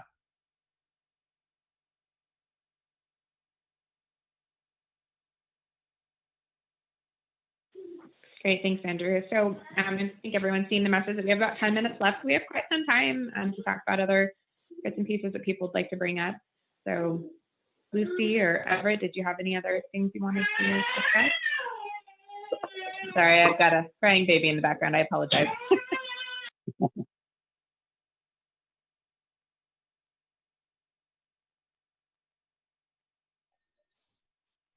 I had a phone call that I had to take too, so I didn't hear most of those last comments. That's all right. We're just opening it up a little bit more to kind of any other questions or thoughts you had on the larger fund expenditure plan, maybe things we haven't touched on yet, or anything you wanted some clarification on.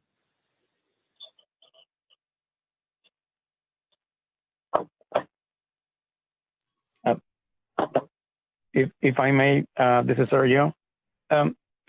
One of the things that I want to share also, while we trying to bring resources to the community, is that the fundamental question of the community is, okay, we want water. So we are having a contaminated well and we don't know how to deal with this in the meantime, and why not? So, but we would like to consolidate with the water district or any local government. One of the first question is that how much is going to cost us, and how much is going to definitely be the ongoing, monthly water bill. Those are really valid questions that are the most common ones that we can possibly have from the community. So, they like to make numbers. They like to evaluate, how much they're paying for a well and for maintenance and why not, versus a typical water bill will be. So I think that some kind of water radio cost compared to the average median income in that particular area need to be implemented. And I don't know if the guidelines are the right place to do that. Or I don't know, it has to be a completely different legislation or any other kind of mandatory, order by the water boards. But I think that's one of the other things that is going to be an attractive, point for any community to consolidate. As I say this in previous meetings, that we have a cap, a calculation on how do we determine affordability for housing projects, and when it comes to rents. I think we need to do the same when it comes to utilities, particularly or specifically about water. I don't see any cap. I don't see any section that discusses the formulas to calculate how much communities need to have. And by the way, that's basically the name of the whole entire program, the Safe and Affordable Drinking Water. But I don't see any in any section. And again, perhaps this is not the document that we need to see that. But in my opinion, this is one of the probably driving forces to incentivize communities with the idea to consolidate to municipal services.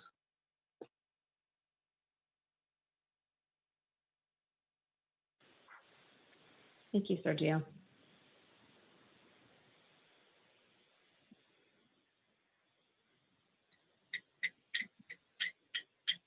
I don't want to cut us off early if people have other thoughts, but Katie, do you have something you want to say? Yeah, I wanted to actually ask my other advisory group members, as I heard you, all of you talk about the importance of community involvement. And Sergio, you in particular mentioned that there is sometimes this inherent distrust of government in some communities. And I'm wondering what kinds of things you would all suggest in the way of trying to help create better alignment. Sergio, I know you just expressed a couple of ideas, but in thinking about the inevitable challenge that the state board is going to have, I think we've all acknowledged that there isn't enough funding to fund all of the needs that is out there, and that's unfortunate, but that's realistically, how do we move forward and how do we keep the communities hopeful if we are not able to get to their project because they're not on a particular year's priority list. I probably more detail than this plan is intended to cover, but it's just something I have on my mind because I think the intentions are there, and I'd hate to see the willingness to want to help communities be really upended by the fact that we just don't have enough money to do all the projects at the same time. And so how do we keep knowing that there are struggles, right? It's just the unfortunate reality that we have, and I'm curious to hear your perspectives. Yes. In regards to how do we develop a trusting relationship with the government entities, our experience is that we mediate. We actually first, actually, we don't go to the communities and tell them, hey, there is an opportunity for funding, so we want to help you to consolidate. It is more difficult to do it that way versus having already an established relationship with the community, and they are the one who say, can you help us to bring drinking water to our community? That's a completely different approach because it's driven by the community. It is the will, at least the consensus of the community in doing that. So once we definitely establish that, then the negotiations and partnership begins with the government agencies. What we have done is that as this relationship progresses, we bring officials and representatives and engineers from those government agencies to actually meet with the community. And as a matter of fact, the water boards, board members and other staff have already come to our area to hear from the communities. And it's an incredible dynamic that motivates people to definitely start a really meaningful trusting relationship because they don't know who is supposed to be providing drinking water to their community. They don't know who are the ones responsible to provide those kind of services.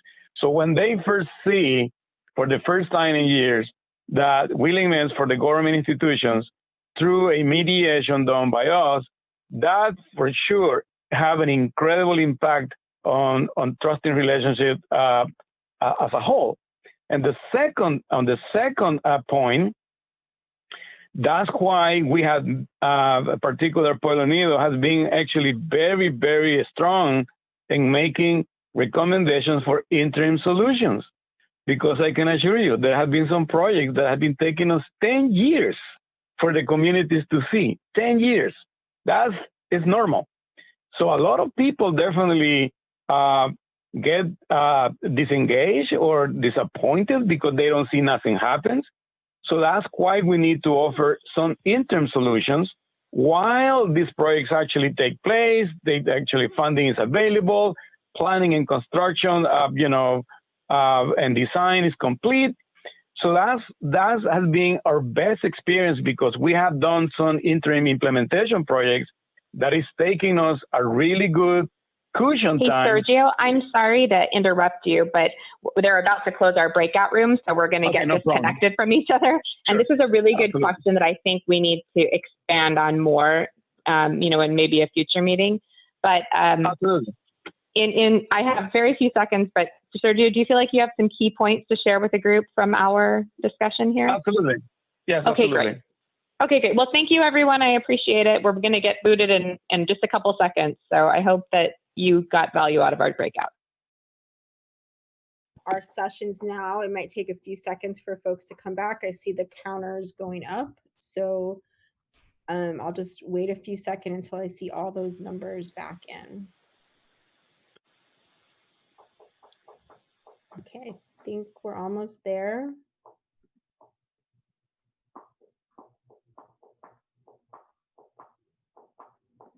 Okay, cool. So welcome back. We were chatting while you were all chatting in your breakout groups, and it seems like we had good discussions.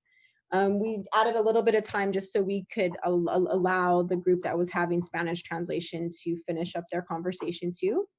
So now that we're here, we just want to ask for each of the group's reporters to take about 3 minutes or so and share any information, the main points around about a minute per question, the main takeaways around the 3 different questions. And then if you had any conflicts or any like themes or questions that came up. So Itzel, I think you can advance that slide.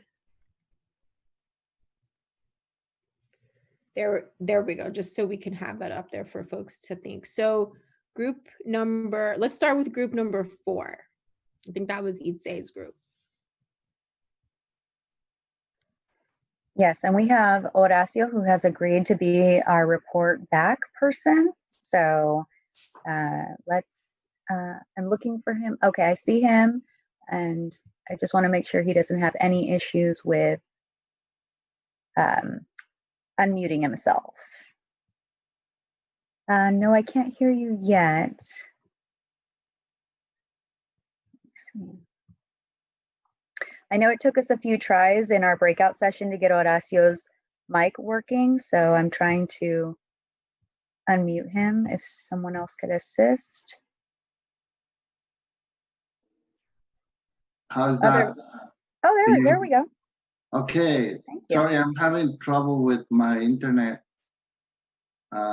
It keeps going out and coming back. Can you hear me? Yes, we can hear you, Horacio. Okay, thank you. So I think the group is satisfied with the report. I think we're going in the right direction. There was a question about why there's no money in the administrators. But Laurel explained there's some other funds that are available. So those, it's like $10 million that can be used for administrators. And we think we should be focusing more and trying to figure out how we're going to help local and state small and domestic wells, and figure out how can we put a list of this water systems and see who has an application already in and who doesn't have an application, so we can kind of figure out who's getting help and who's not. We also think that that whoever doesn't have an application, we should have some help for those communities and have them submit an application so we can keep a list of communities that need to have a clean water. And also there's many communities that may not have an option to consolidate.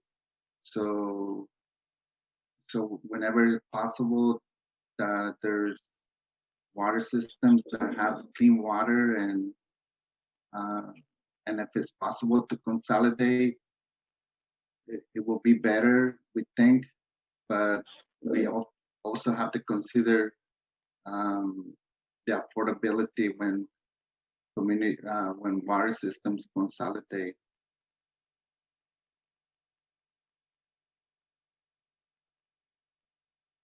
Oh, also, there was a question how they got how the money was allocated for technical assistance and OMM. So we think the group thinks that whatever amounts came for those items, maybe there should be an explanation why. And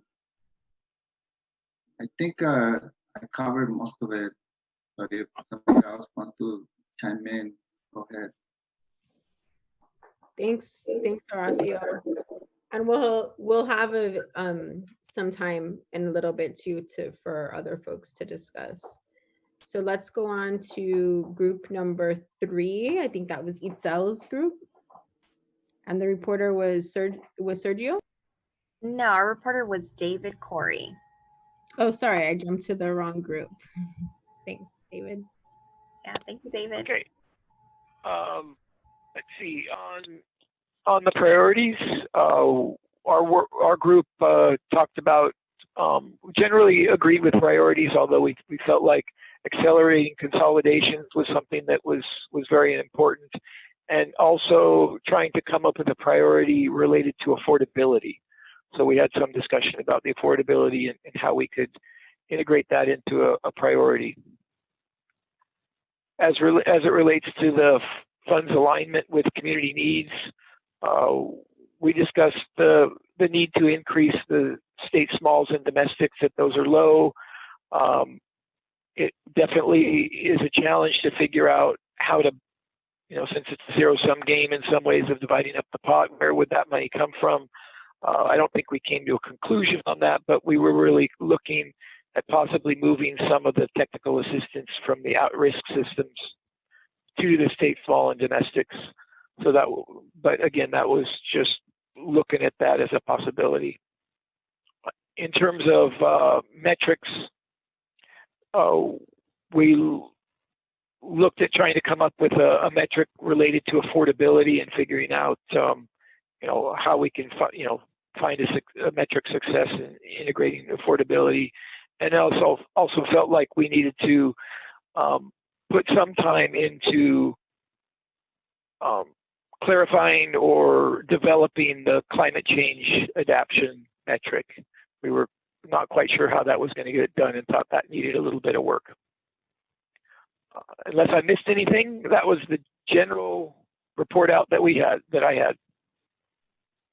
Great, thanks, David. We'll have an opportunity there. If you did miss anything, your group members can chime in just a second.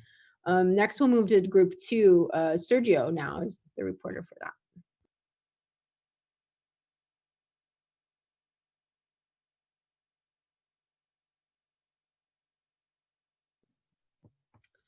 Is Sergio there? You might have to unmute yourself. I'm sorry. No worries. Yes, thank you so much.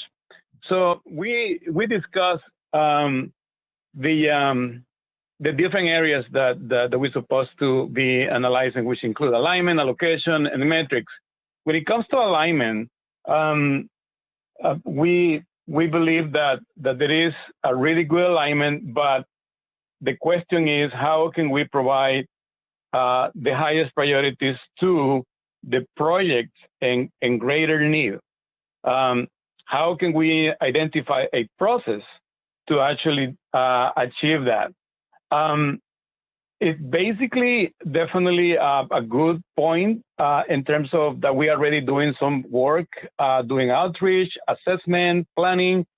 Everything that we're doing as we speak is in alignment with what these guidelines are proposing. However, one point of concern is this: it's uncertain the availability of funding. So we don't know if that's going to create an impact when we come back to the communities and say, you know what, SB 200 for now doesn't have any availability of funding. So that was one of the major concerns on the alignment of this particular funding. When it comes to the allocation, we discussed that there is not a clear balance, or at least it's very difficult to establish a balance on the allocation or funding, because it needs to be a little bit more specific. We need to definitely have access to the database, and we don't know how much funding do we have available for this year. So we know that perhaps it's not going to be any available funding. So we discussed the idea to actually bring some kind of a prior fiscal funding to carry over to this fiscal year, So perhaps we can actually have or offer alternatives to the community for the implementation of their own priorities. I think it is important, per our discussion, to create a more specific database and, for example, a list of domestic wells that definitely need immediate attention, so we can deploy those resources to those very communities. Those are the comments that we have in regards to the allocation. When it comes to the metrics, there are some other issues that we need to be questioning, and one of them was, what was the logic behind of the metric that is being proposed?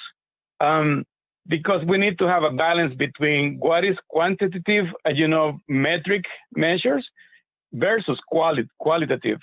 So we need to establish those. And in addition to that, we need to definitely take in consideration other variables that are not included to measure the successful implementation of a specific project.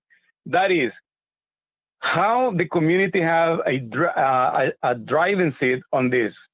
Do we have a really good, working relationship with local government? Because I know that this is definitely a major issue across rural California. Do we evaluate also what is the process of the funding is in terms of, is it effective or not? Do we need to look closely about, determining that the project is getting behind or delayed because we're still dealing with work plans, for example?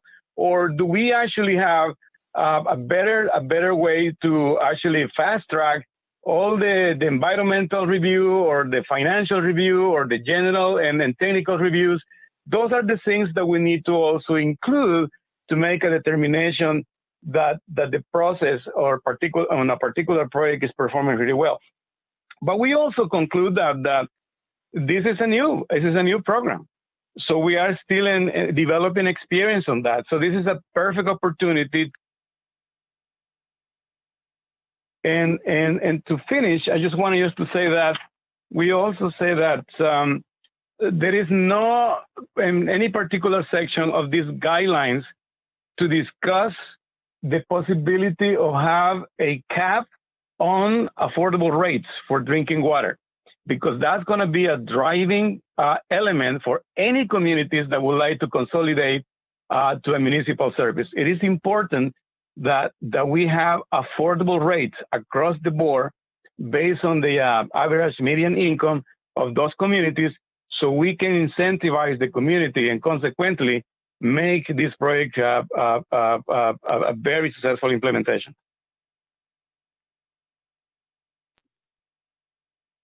Thank you, Sergio, for that very thoughtful and thorough response to your breakout group. We're going to go to group one, which was my group. And Dawn, can you summarize your group's reaction? Yes, I will.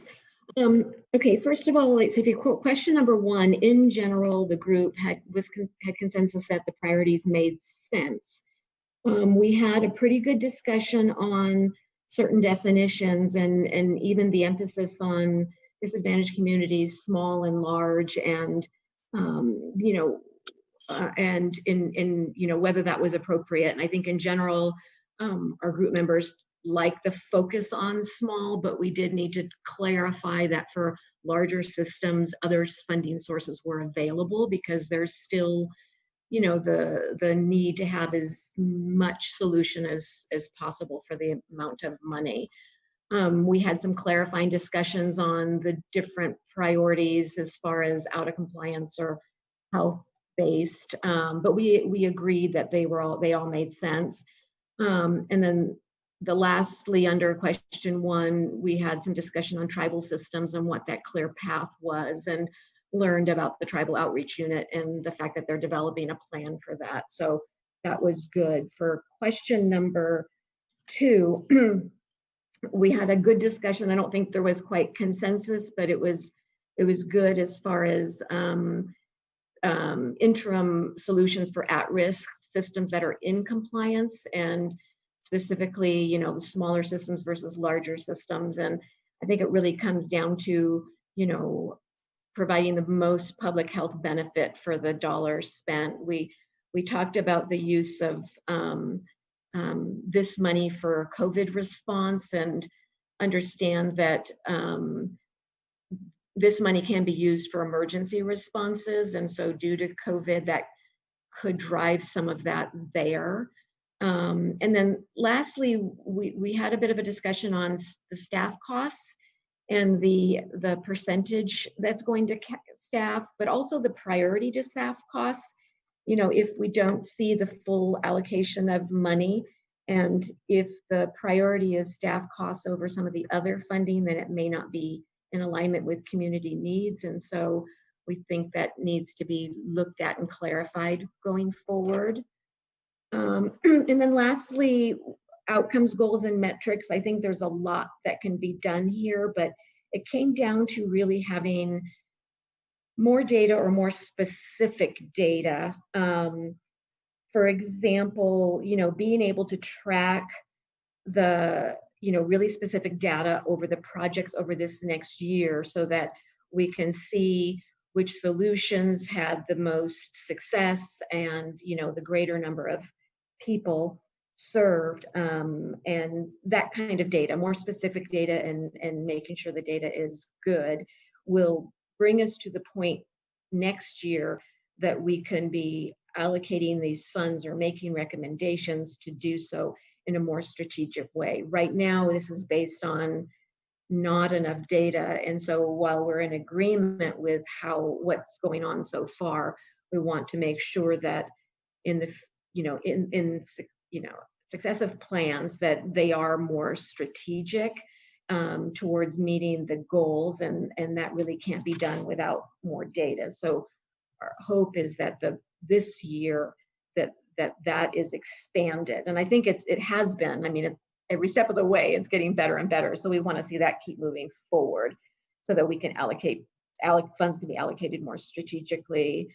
Also, just along those same lines, I brought up about, you know, using the word communities instead of water systems, and what does that mean? And I just think in general, we need to be very specific about how we define these terms more and more going forward. And I think that's it. My group members may have more to add. Well, thanks, Dawn. Yeah, thank you for that. And that is a great segue. So we do have about 10 minutes here. We have about 6 public comments queued up, which gives us a little bit more time to discuss here as a group. So just want to pause there and ask if there are any advisory group members that wanted to add anything to this discussion that you didn't hear captured by your reporter, or that you just wanted to elaborate on. So you can go ahead and unmute yourselves and add to the discussion now.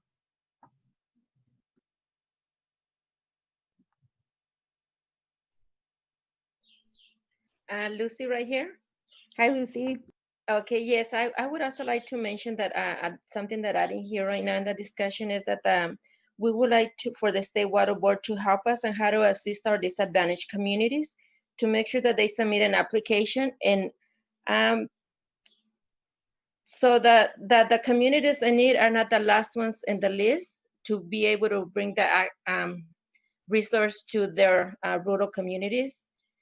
So that we could assist them better if they could help with that. And also, you know, to help, how can we help the State Water Board to continue, like I said, and be more successful with these projects. And I would like to see that more relationship with our communities. Great, thank you, Lucy. Is there anyone else that wants to add to anything here?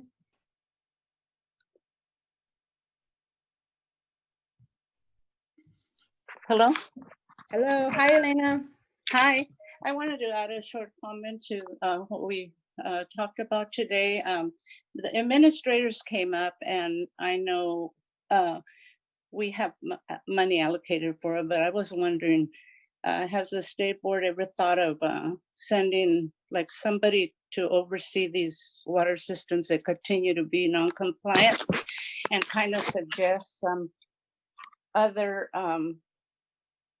other things they can do other than what they've been previously doing, and just kind of as a support to them, and at the same time to make things run better. Okay, thank you. Thanks, Regina. So we can take a few more comments, and also State Water Board staff can feel free to respond to anything that you've heard in this report back session.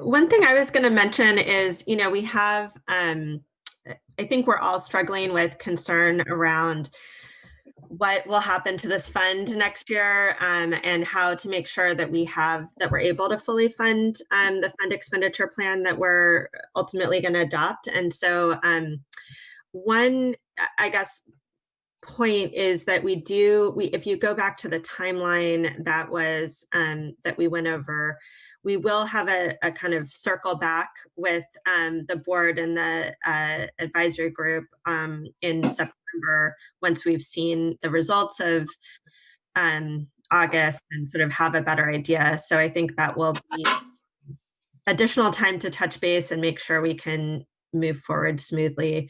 And, I think this is also just a real challenge in terms of the funding source and the the times that we're going through right now.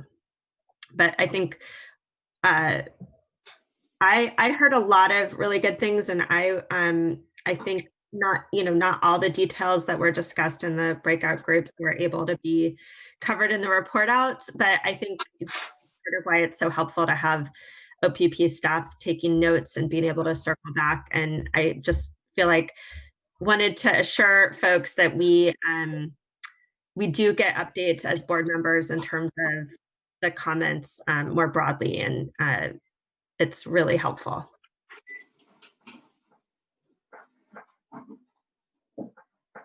So this is David. I had a question on one of the group's report outs. There was and I just wanted to understand a little bit better. I think there was a question raised about allocation of staffing versus sort of projects and those sorts of things. Can the group who reported on that expand on that a little bit more? I think that was Dawn from Group 1. Yeah, I understand, and this wasn't something that I picked up on, but I've heard that there are some comments. So the SB 200 caps the staffing costs at 5%, and what's looking at here is 10%. So that's something that we would like for staff to at least address. Maybe that's coming from other funding sources or that. And then if there are cutbacks, having monies that would have been spent on construction at a lower priority than staffing costs. I mean, if the staffing becomes the priority overall, then that doesn't really support, is not in alignment with community needs. If you look at it, I understand where it came from. We understand that, but this is in the best interest of the community. We would suggest that higher levels of funding go towards actual solutions, construction costs and such. So those are the kind of two areas that conversation focused around. Yeah, so this is Joe. I'll take an initial shot at it, and then maybe Andrew, if he'd like, he can chime in. So the cap that's being referred to is a 5% cap on administration of the program. Mm-hmm. That there's another part of SB 200 that says that we can use the fund for the cost of administration and implementation. So this is traditionally, and just to give other folks some background, bond funds, the last two that were passed, Prop 1 and Prop 68, also had a 5% cap on administration. And those are purely just funding programs, right? when you look at SB 200, there's a whole lot of other assignments to us, a lot of responsibility in terms of funding administrators, going through that whole process, you know, doing the high risk aquifer mapping, any number of things that go beyond just administering the fund. So the way we look at it is there's the administration of the fund, and that cap applies to administering the fund itself. And then there are all these other implementation activities that we also need to fund. And I would say the, you know, the prioritization that we're giving to staff, and that's kind of the, I think, the uniqueness of this year, you know, where there's so much uncertainty around how much funding is going to be available. And it is just, it's one of those sort of hard baseline costs, right, that you have. If you've got the staff there, and most of the staff have been hired up, you have to pay for them. And we have very limited ability to, you know, pay for staff using funds from other programs, especially when our overall budget is going to be impacted.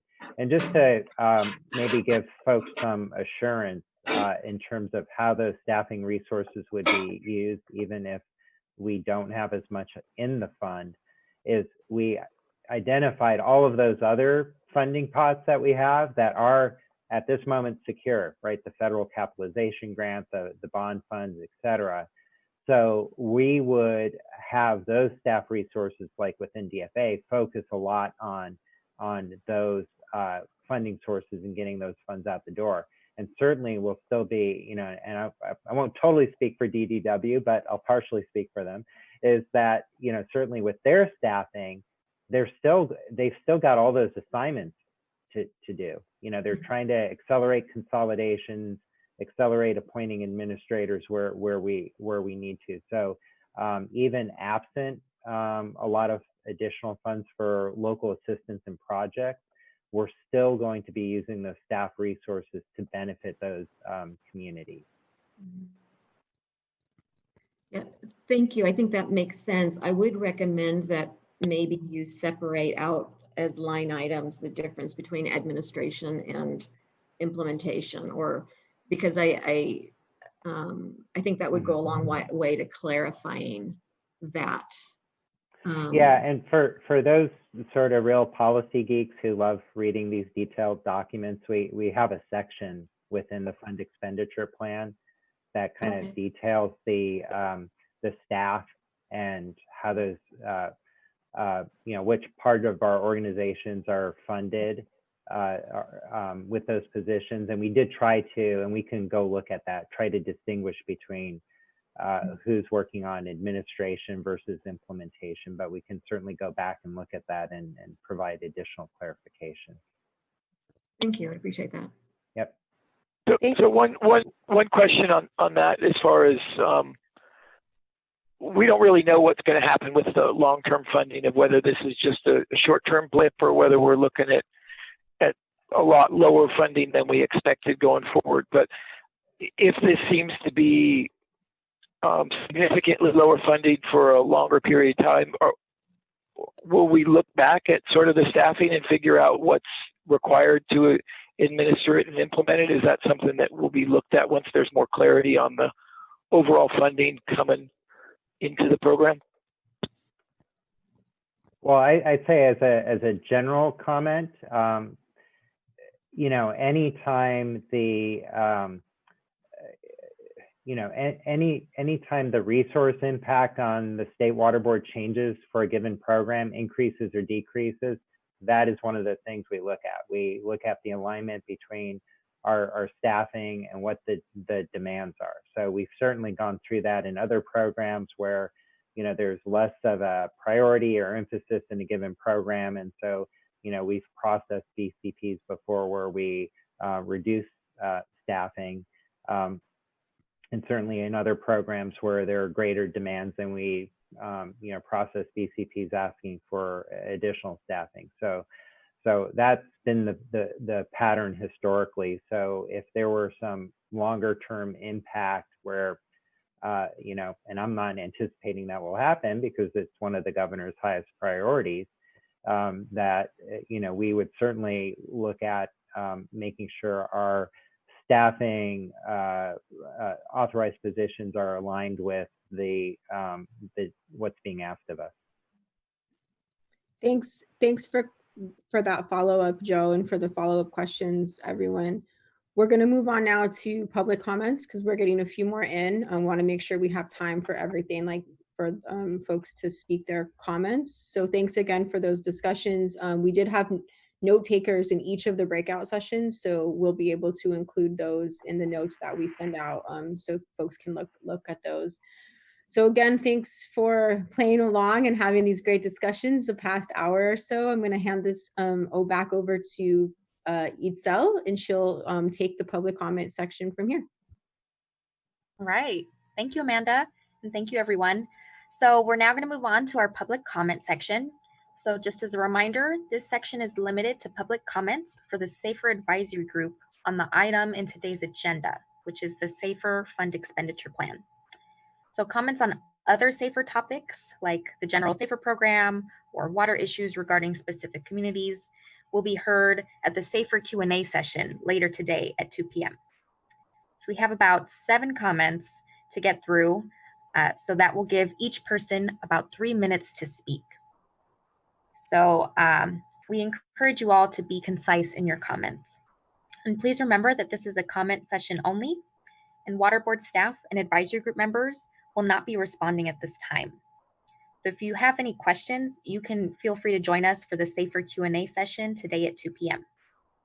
And also, just as a final note, any comments that we don't get through during this session will have a chance to be shared at the beginning of the Q&A session later today.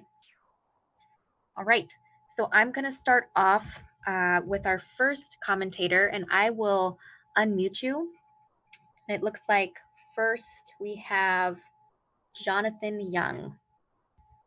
So Jonathan, the mic is yours. Okay, great. Well, thank you so much. And I appreciate all the great work that the State Water Board staff and advisory group have done. This has been a pretty fascinating discussion today, and we're just very thankful to be a part of it.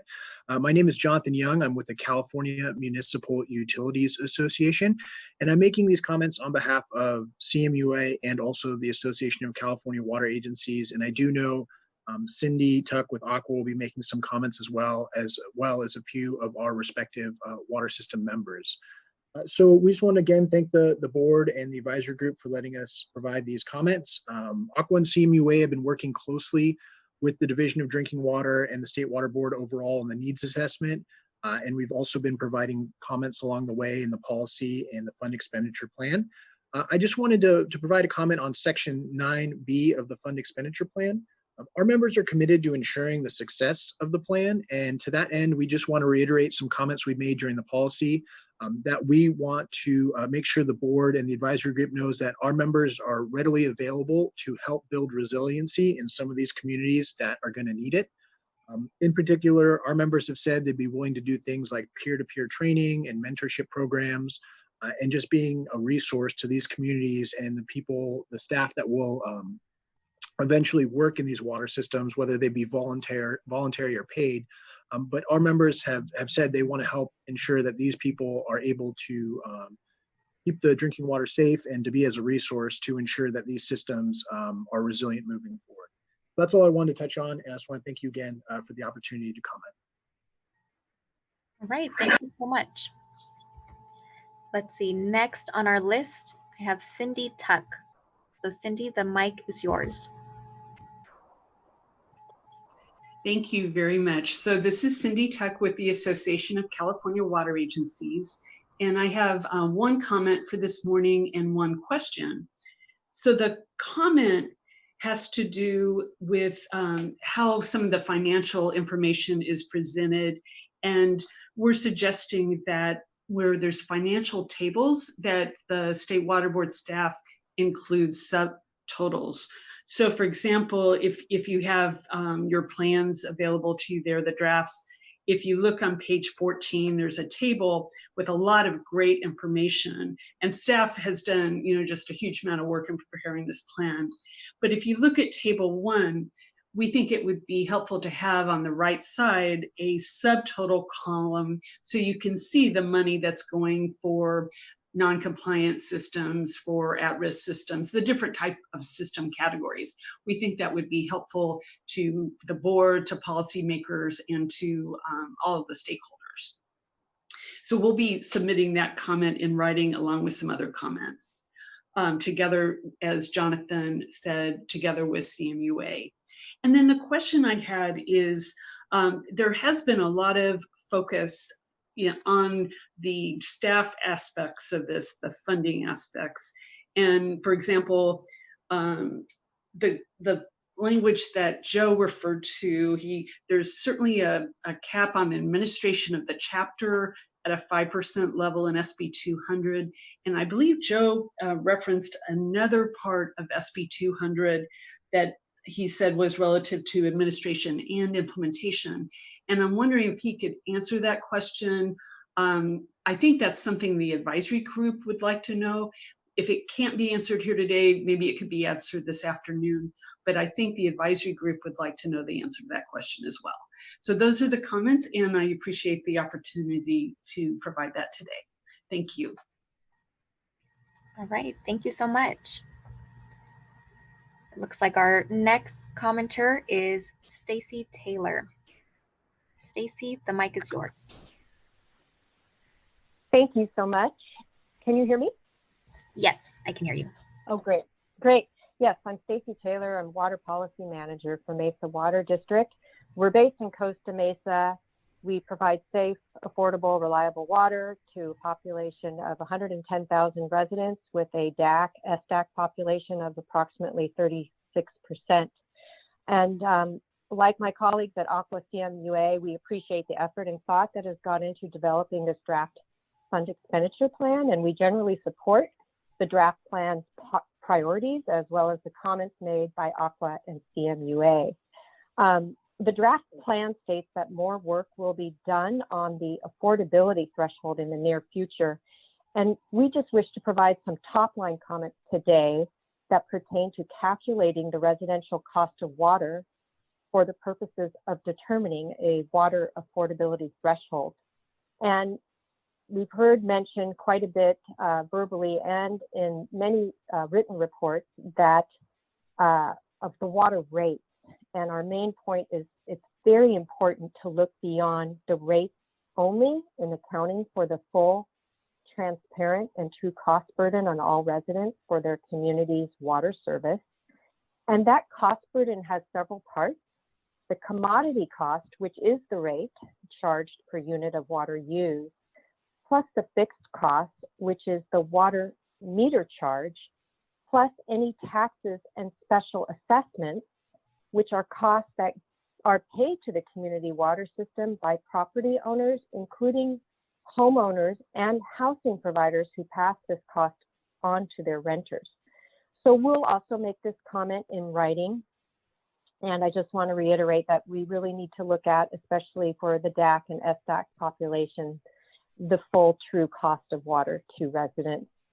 My second comment has to do with the use of the word fees in the health and safety code section that is quoted in the fund expenditure plan that says any community water system that serves a disadvantaged community that must charge fees that exceed the affordability threshold, et cetera, et cetera.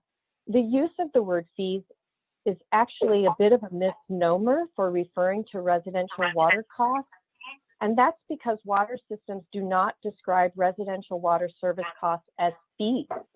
So this could be confusing and irrelevant to determining a water affordability threshold because water system fees refer to occasional or one-time charges, not necessarily for residents. They could be developer fees, late fees for delinquent accounts, including commercial, institutional, or industrial accounts, as well as penalty fees for water conservation violations, et cetera. So we want to be very careful when we look at the word fees as being a bit of a misnomer in describing residential water service. And we're happy to provide additional information or answer any questions about these comments. And I'll conclude again by saying thank you. And we would support the proposal for an additional stakeholder process to further develop the affordability threshold for the fund expenditure plan. Thanks again. All right, thank you so much, Stacy. Looks like next on our list is Logan Largent. Logan, the mic is yours. Yes, thank you. Good morning, and thank you for the opportunity to provide public comment today. My name is Logan Largent. I'm a policy advocate with the California Association of Mutual Water Companies, or CalMutuals for short. I'd like to express that we appreciate the efforts that the State Water Board has made to accommodate the eligibility of mutual water companies for help under the SAFER program. However, our members, which have already accepted state assistance to facilitate consolidations or technical assistance, now face a tax on the grants that would be used to facilitate those improvements. This can be remedied if language in the state budget acknowledges the 501c12 tax-exempt status of mutual water companies. The legislature has twice considered such language, and it passed the policy committees by unanimous votes in both the Assembly and the Senate, but has been referred to the suspense file in the Assembly Appropriations Committee. The state impact report by the Franchise Tax Board is only about $800,000. Thus, the savings to the state of averting the failure of many small mutuals would be substantially less than the alternative costs of providing water service over time in areas where not-for-profit water suppliers like mutuals have collapsed completely. And additionally, we're supportive of the provisions made in the SAFER plan to emergency situations as urged by the advisory group. However, we are a bit disappointed that the plan does not include board member Sean McGuire's recommendation in relation to the upcoming standard for Chromium-6, that assessment of systems in potential trouble of not meeting a new MCL be conducted in parallel with its adoption by the Office of Financial Assistance. This process of planning for the needs of disadvantaged communities in the process of adopting new MCLs should pertain to all new drinking water quality standards being developed at this time. So with that, thank you all for your time this morning. Okay, thank you, Logan. Next up, we have Crystal Gonzalez. Crystal, the mic is yours. Hi, thank you, everyone. Thank you for the opportunity for public comment. My name is Crystal Gonzalez, and I'm a water program associate with Clean Water Action. We appreciate the discussion in the plan about existing programs for delivering safe drinking water. However, we are interested in further understanding how the SAFER program solutions and all the CV salt solutions that are currently moving forward as we speak will be coordinated. And that's all. Thank you for your time. Right, thank you so much. Okay, moving on to our next commentator, Jonathan Rash. Jonathan, the mic should be yours.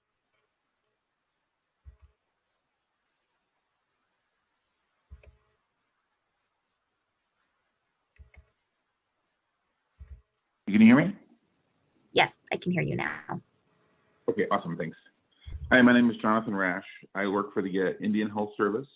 We're a federal government agency under the Department of Health and Human Services, and we work cooperatively with Native American tribes on the development of water and wastewater infrastructure. In reviewing the appendices to the plan, I did not see any tribes listed in either of the funding solutions lists. I understand that the Water Board has access to compliance data for tribes that they were able to receive from EPA and online resources. I wanted to ask why tribal systems weren't included on the funding solutions list and how they could be considered for the list going forward.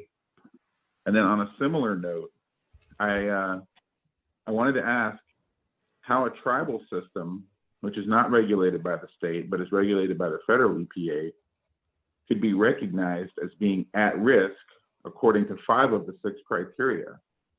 inadequate TMF capacity, system or water supply vulnerability, history of past violations, secondary risks, or other identified risk factors. If those tribal systems are regulated by the federal EPA, by what mechanism could a tribal system be recognized as at risk according to 5 of those 6 criteria and possibly included in the funding solutions list? Thank you very much for taking my comment today. All right, thank you so much, Jonathan. And I just wanted to let you know that those questions will be noted and someone will be answering those at the Q&A session later this afternoon, starting at 2 p.m. All right, so it looks like we do not have any other commentators listed, any other comments in the queue. So I just want to thank everyone who did share today. Thank you so much for participating. And I want to remind folks again, if there are any comments related to items other than the funding expenditure plan, they will be discussed at the Q&A section later on today. Staff have taken note, and we will be starting with those comments at our Q&A session at 2 p.m. All right, so now, without further ado, we're going to move on to the next portion of our meeting, which is the closing remarks, future topics, and next steps. So Amanda, let me advance the slide for you, but go ahead and take it away. Thank you. Thanks everyone for your feedback in those discussion sections, and thanks for the comments and the questions that were posed during the public comment. So we are fast approaching the close of our meeting, and we just want to recap some next steps with you. Next slide. Thanks. One, we just want to review this timeline again and make sure that folks know of the upcoming dates. Public comment closes next week. We are almost done with June 12th, so we'll take that off by the end of today.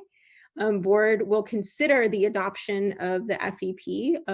That should be noted there that it should be that they will consider it on the 7th, and that the risk assessment webinars will be tentatively planned for the 22nd. We're expecting to have advisory group meeting number 5 in August. And then we'll give a safer update to the board in September, and also the applications for new advisory group members will be released. So just look for those. And then for future meetings, we'll be discussing any topics that came out of today's agenda. We'll be screening the notes, and then you can also, advisory group members, in your evaluation links that you have in your meeting packets. It's really important we get that feedback from you, so we know how to improve meetings process and ways of participating, that you can include in the notes section of that evaluation link any future meeting topics that you would like to see at your Safer Advisory Group, particularly in August. And just to let you know that we will be working on getting the notes uploaded to the Safer website within 3 weeks.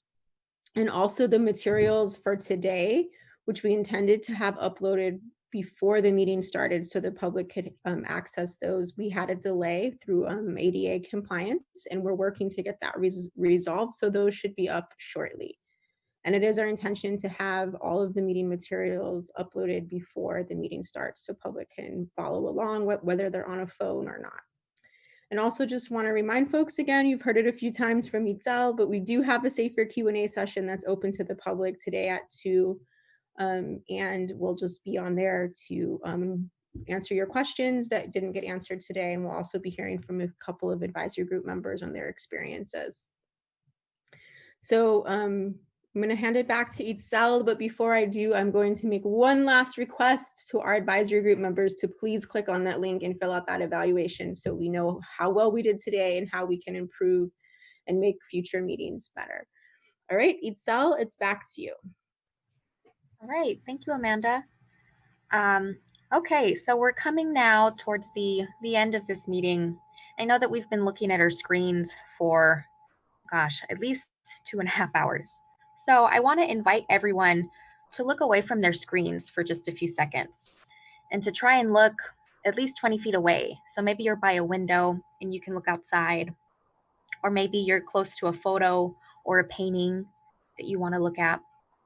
And as you're looking away from your screen, I want you all to reflect on your time spent together today.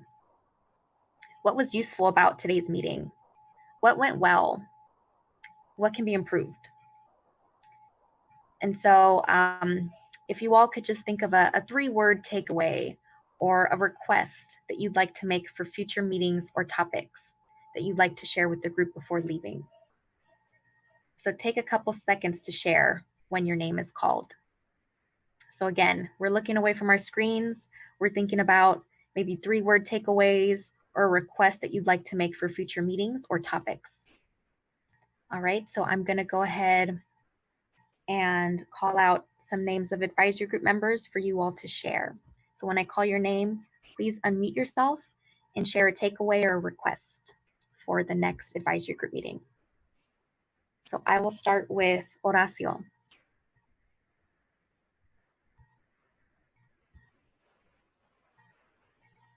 Can you hear me? Yes, I can hear you. I think we are improving and we're moving to better, make the plan better, and we'll be doing much better every time. I hope so, and I wish that we do that, and I hope we can have a list soon on state small and domestic wells.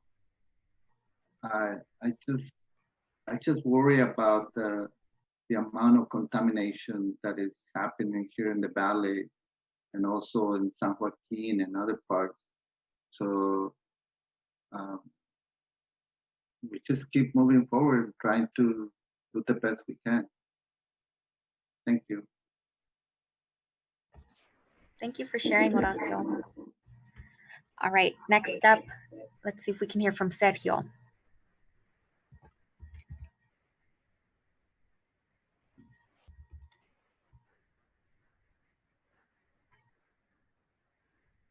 Sergio? Can you hear me?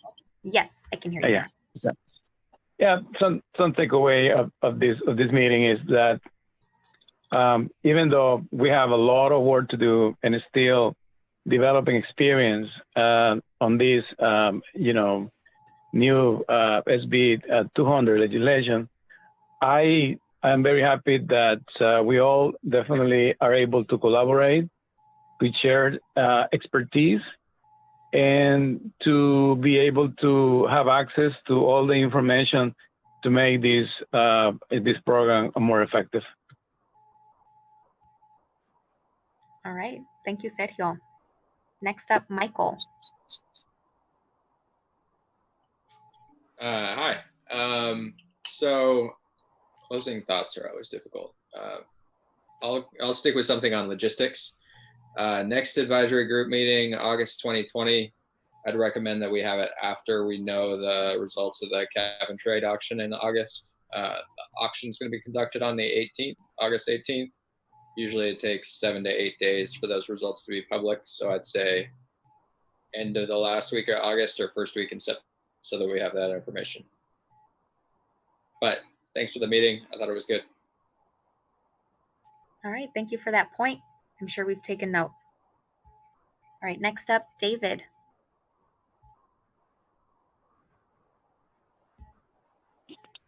Just to continue the theme, since Michael supported my opening comments, I'm going to support his closing comments there. I do, in terms of having a little bit more knowledge about what our funding is going to be very helpful. I think that's one of the big issues we're going to be facing going forward, in terms of just how does all this play out with the allocation of funding and what do we have to allocate. So as far as process goes, I think the meeting went well, smooth, and I do appreciate with other people's comments or agree with them about just the collaboration and working forward to making this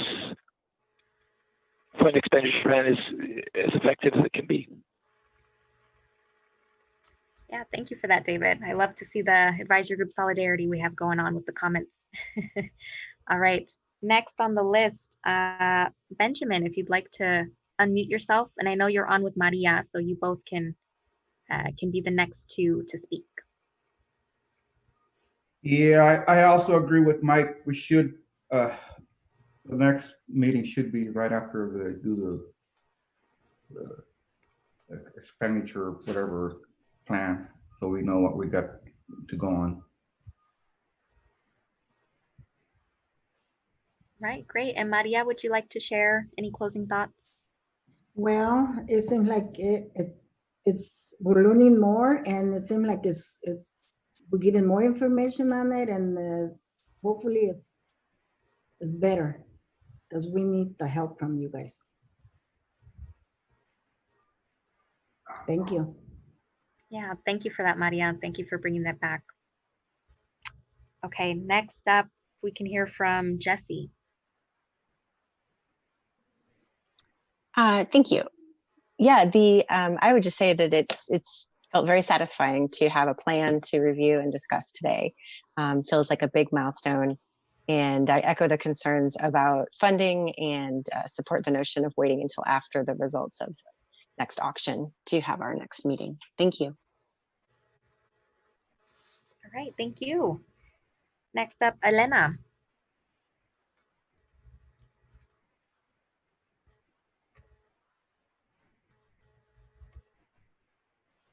Elena, if we can hear your closing thoughts. Let's see.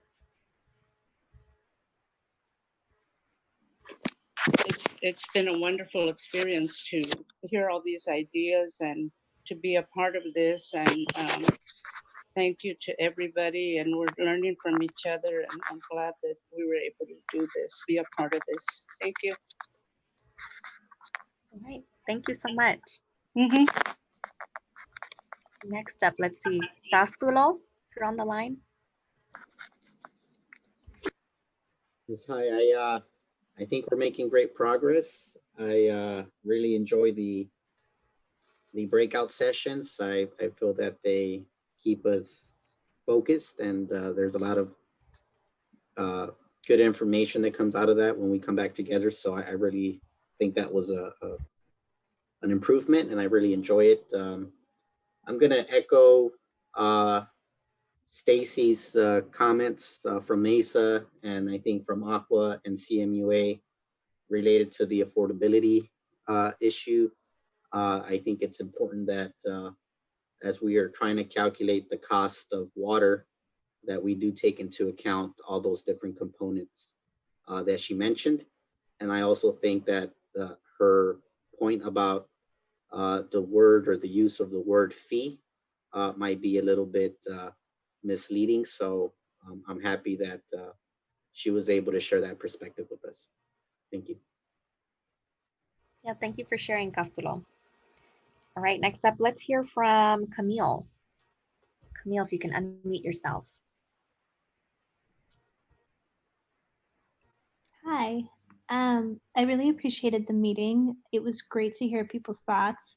I wanted to give just a strong amen to everything Sergio said. I thought he captured, a lot of the concerns with the program perfectly.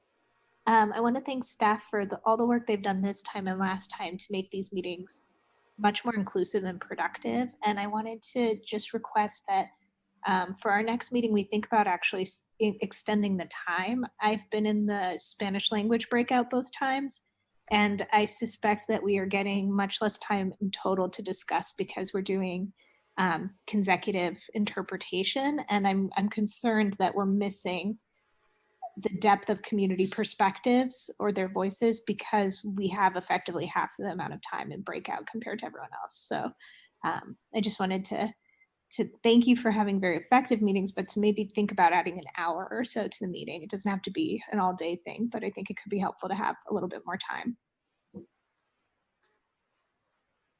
All right, thank you for bringing that up, Camille. We'll definitely note that and look into that for the next meeting. All right, Katie, if you could unmute yourself and share. Hi, I wanted to express my appreciation for the iterative improvements, both in the meeting format and also in the plan itself. I think it's been good to see comments incorporated And I appreciated the more focused discussion and questions that help us understand where the state board would like our input in specific areas. So that's all very helpful to me.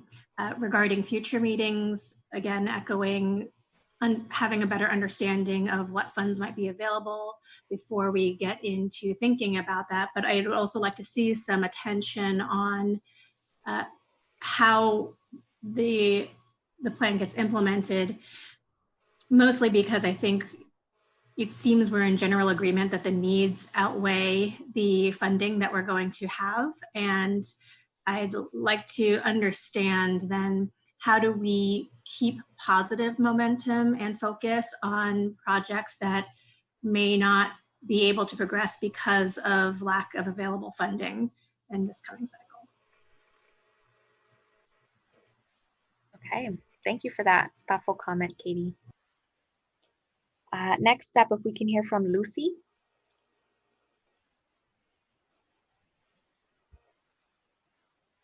Yes, can you hear me? Yes, I can hear you. Okay, yes, thank you. I just want to say that I am very satisfied to see the projects moving forward. And I really want to say thank you to the State Water Board for taking our comments in consideration, and to see the commitment with everybody in the board and also on the Safer Committee is something that it's something that I know that we are progressive and towards the future, that we are going the right direction. So I really want to thank everybody for giving us the opportunity, and I am very grateful to be part of this Safer Committee, because I get to hear from you guys, and I get to say my concerns, especially right now with the COVID-19, that we're not able to have these meetings in person. So this is it's been a challenge for myself, because like I mentioned, I'm not a technology person. So it's my first time that I'm in a meeting here, that I'm doing it by myself, and I felt like a lost bird in the beginning, but I kind of get in the rhythm. And this is something that I never thought in my lifetime that I would be doing this myself. I thought this was for the new generation. So I'm also learning from being a part of this committee. So I thank you, and I am very satisfied and looking forward to continue the efforts and work from everybody as a group. Thank you. Yeah, thank you, Lucy. All right. Next, we'll hear from Don James. Hello. The meeting went well, and my 3 words would be extreme, beneficial, and progress. Nice. Very concise. Thank you, Don. All right, next let's go to Don White. Okay. So I think Don James is the only one who's following instructions perfectly. So I just want to say I appreciate all the information and data that we're getting. I think it's evolving very, very well. And as that data and information improves as far as the right data and correct data and all of that, which it is, I think this is going to really help us be strategic. And the most important thing of all is really staying focused on the solution, and that helps us. And I appreciate all the effort that's gone into this. I think it's really good. Thank you. Yeah, thank you. Okay, next, Everett, we can hear from you. Yes, I appreciate the opportunity to find out what's going on, what's going to be happening, be able to speak opinions on things we might agree with or disagree with. As far as things I think maybe we need to improve on is maybe get a little bit more detailed information on these items that we're going on and having opinions about. Maybe list priority of the water companies and their contaminants, so we see which ones is actually the most priority and which is the least. Maybe get the technology a little less glitch free. Some people it's kind of hard to hear what they're saying because you're missing too many words. And other than that, just say thank you to the State Water Board for allowing us to be a part of this. Right. Thank you. Thank you so much, Everett. Okay, next up, Isabel. If you're on the line, I know we were having some issues hearing you earlier, but Isabel.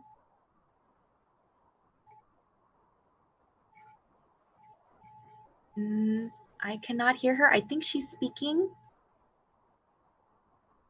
Isabel, si me escucha, no te escuchamos. Let's see, I think she might be on the Spanish line, so I will come back to her if some folks at OPP can look into that and see if we can hear her. And if not, I'll move on to Nicholas for now, if Nicholas was on the line. Nick is not here. Okay. Let's see, Emily Rooney, if she's on the line. I saw her earlier, but not sure. Emily, if you're on the call, if you could unmute and share.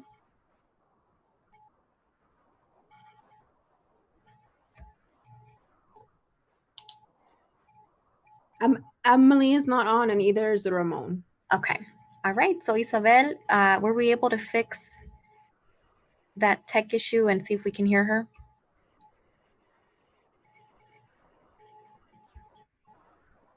No, there is a representative that is assisting her with Leadership Council, but we're currently verifying. Oh, I see Isabel is unmuted now. Yeah, I see that, but I haven't been able to hear her. Okay, let me see. Hi, this is Michael. Should I just call her and see if we can do it that way? I'll put it up to my speaker. Yeah, sure, if you want to try that. Let's see if that works. If you all will just bear with us for a minute or so. And fortunately, Isabel had no technical issues during our breakout, so she was a great part of that discussion. Oh, great.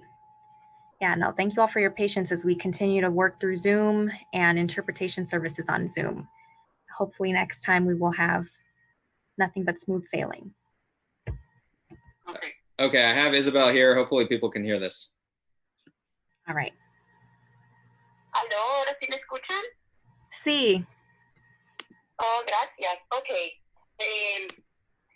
Rapidito, para no tiempo. Una linda experiencia participar en este comité. Otra de las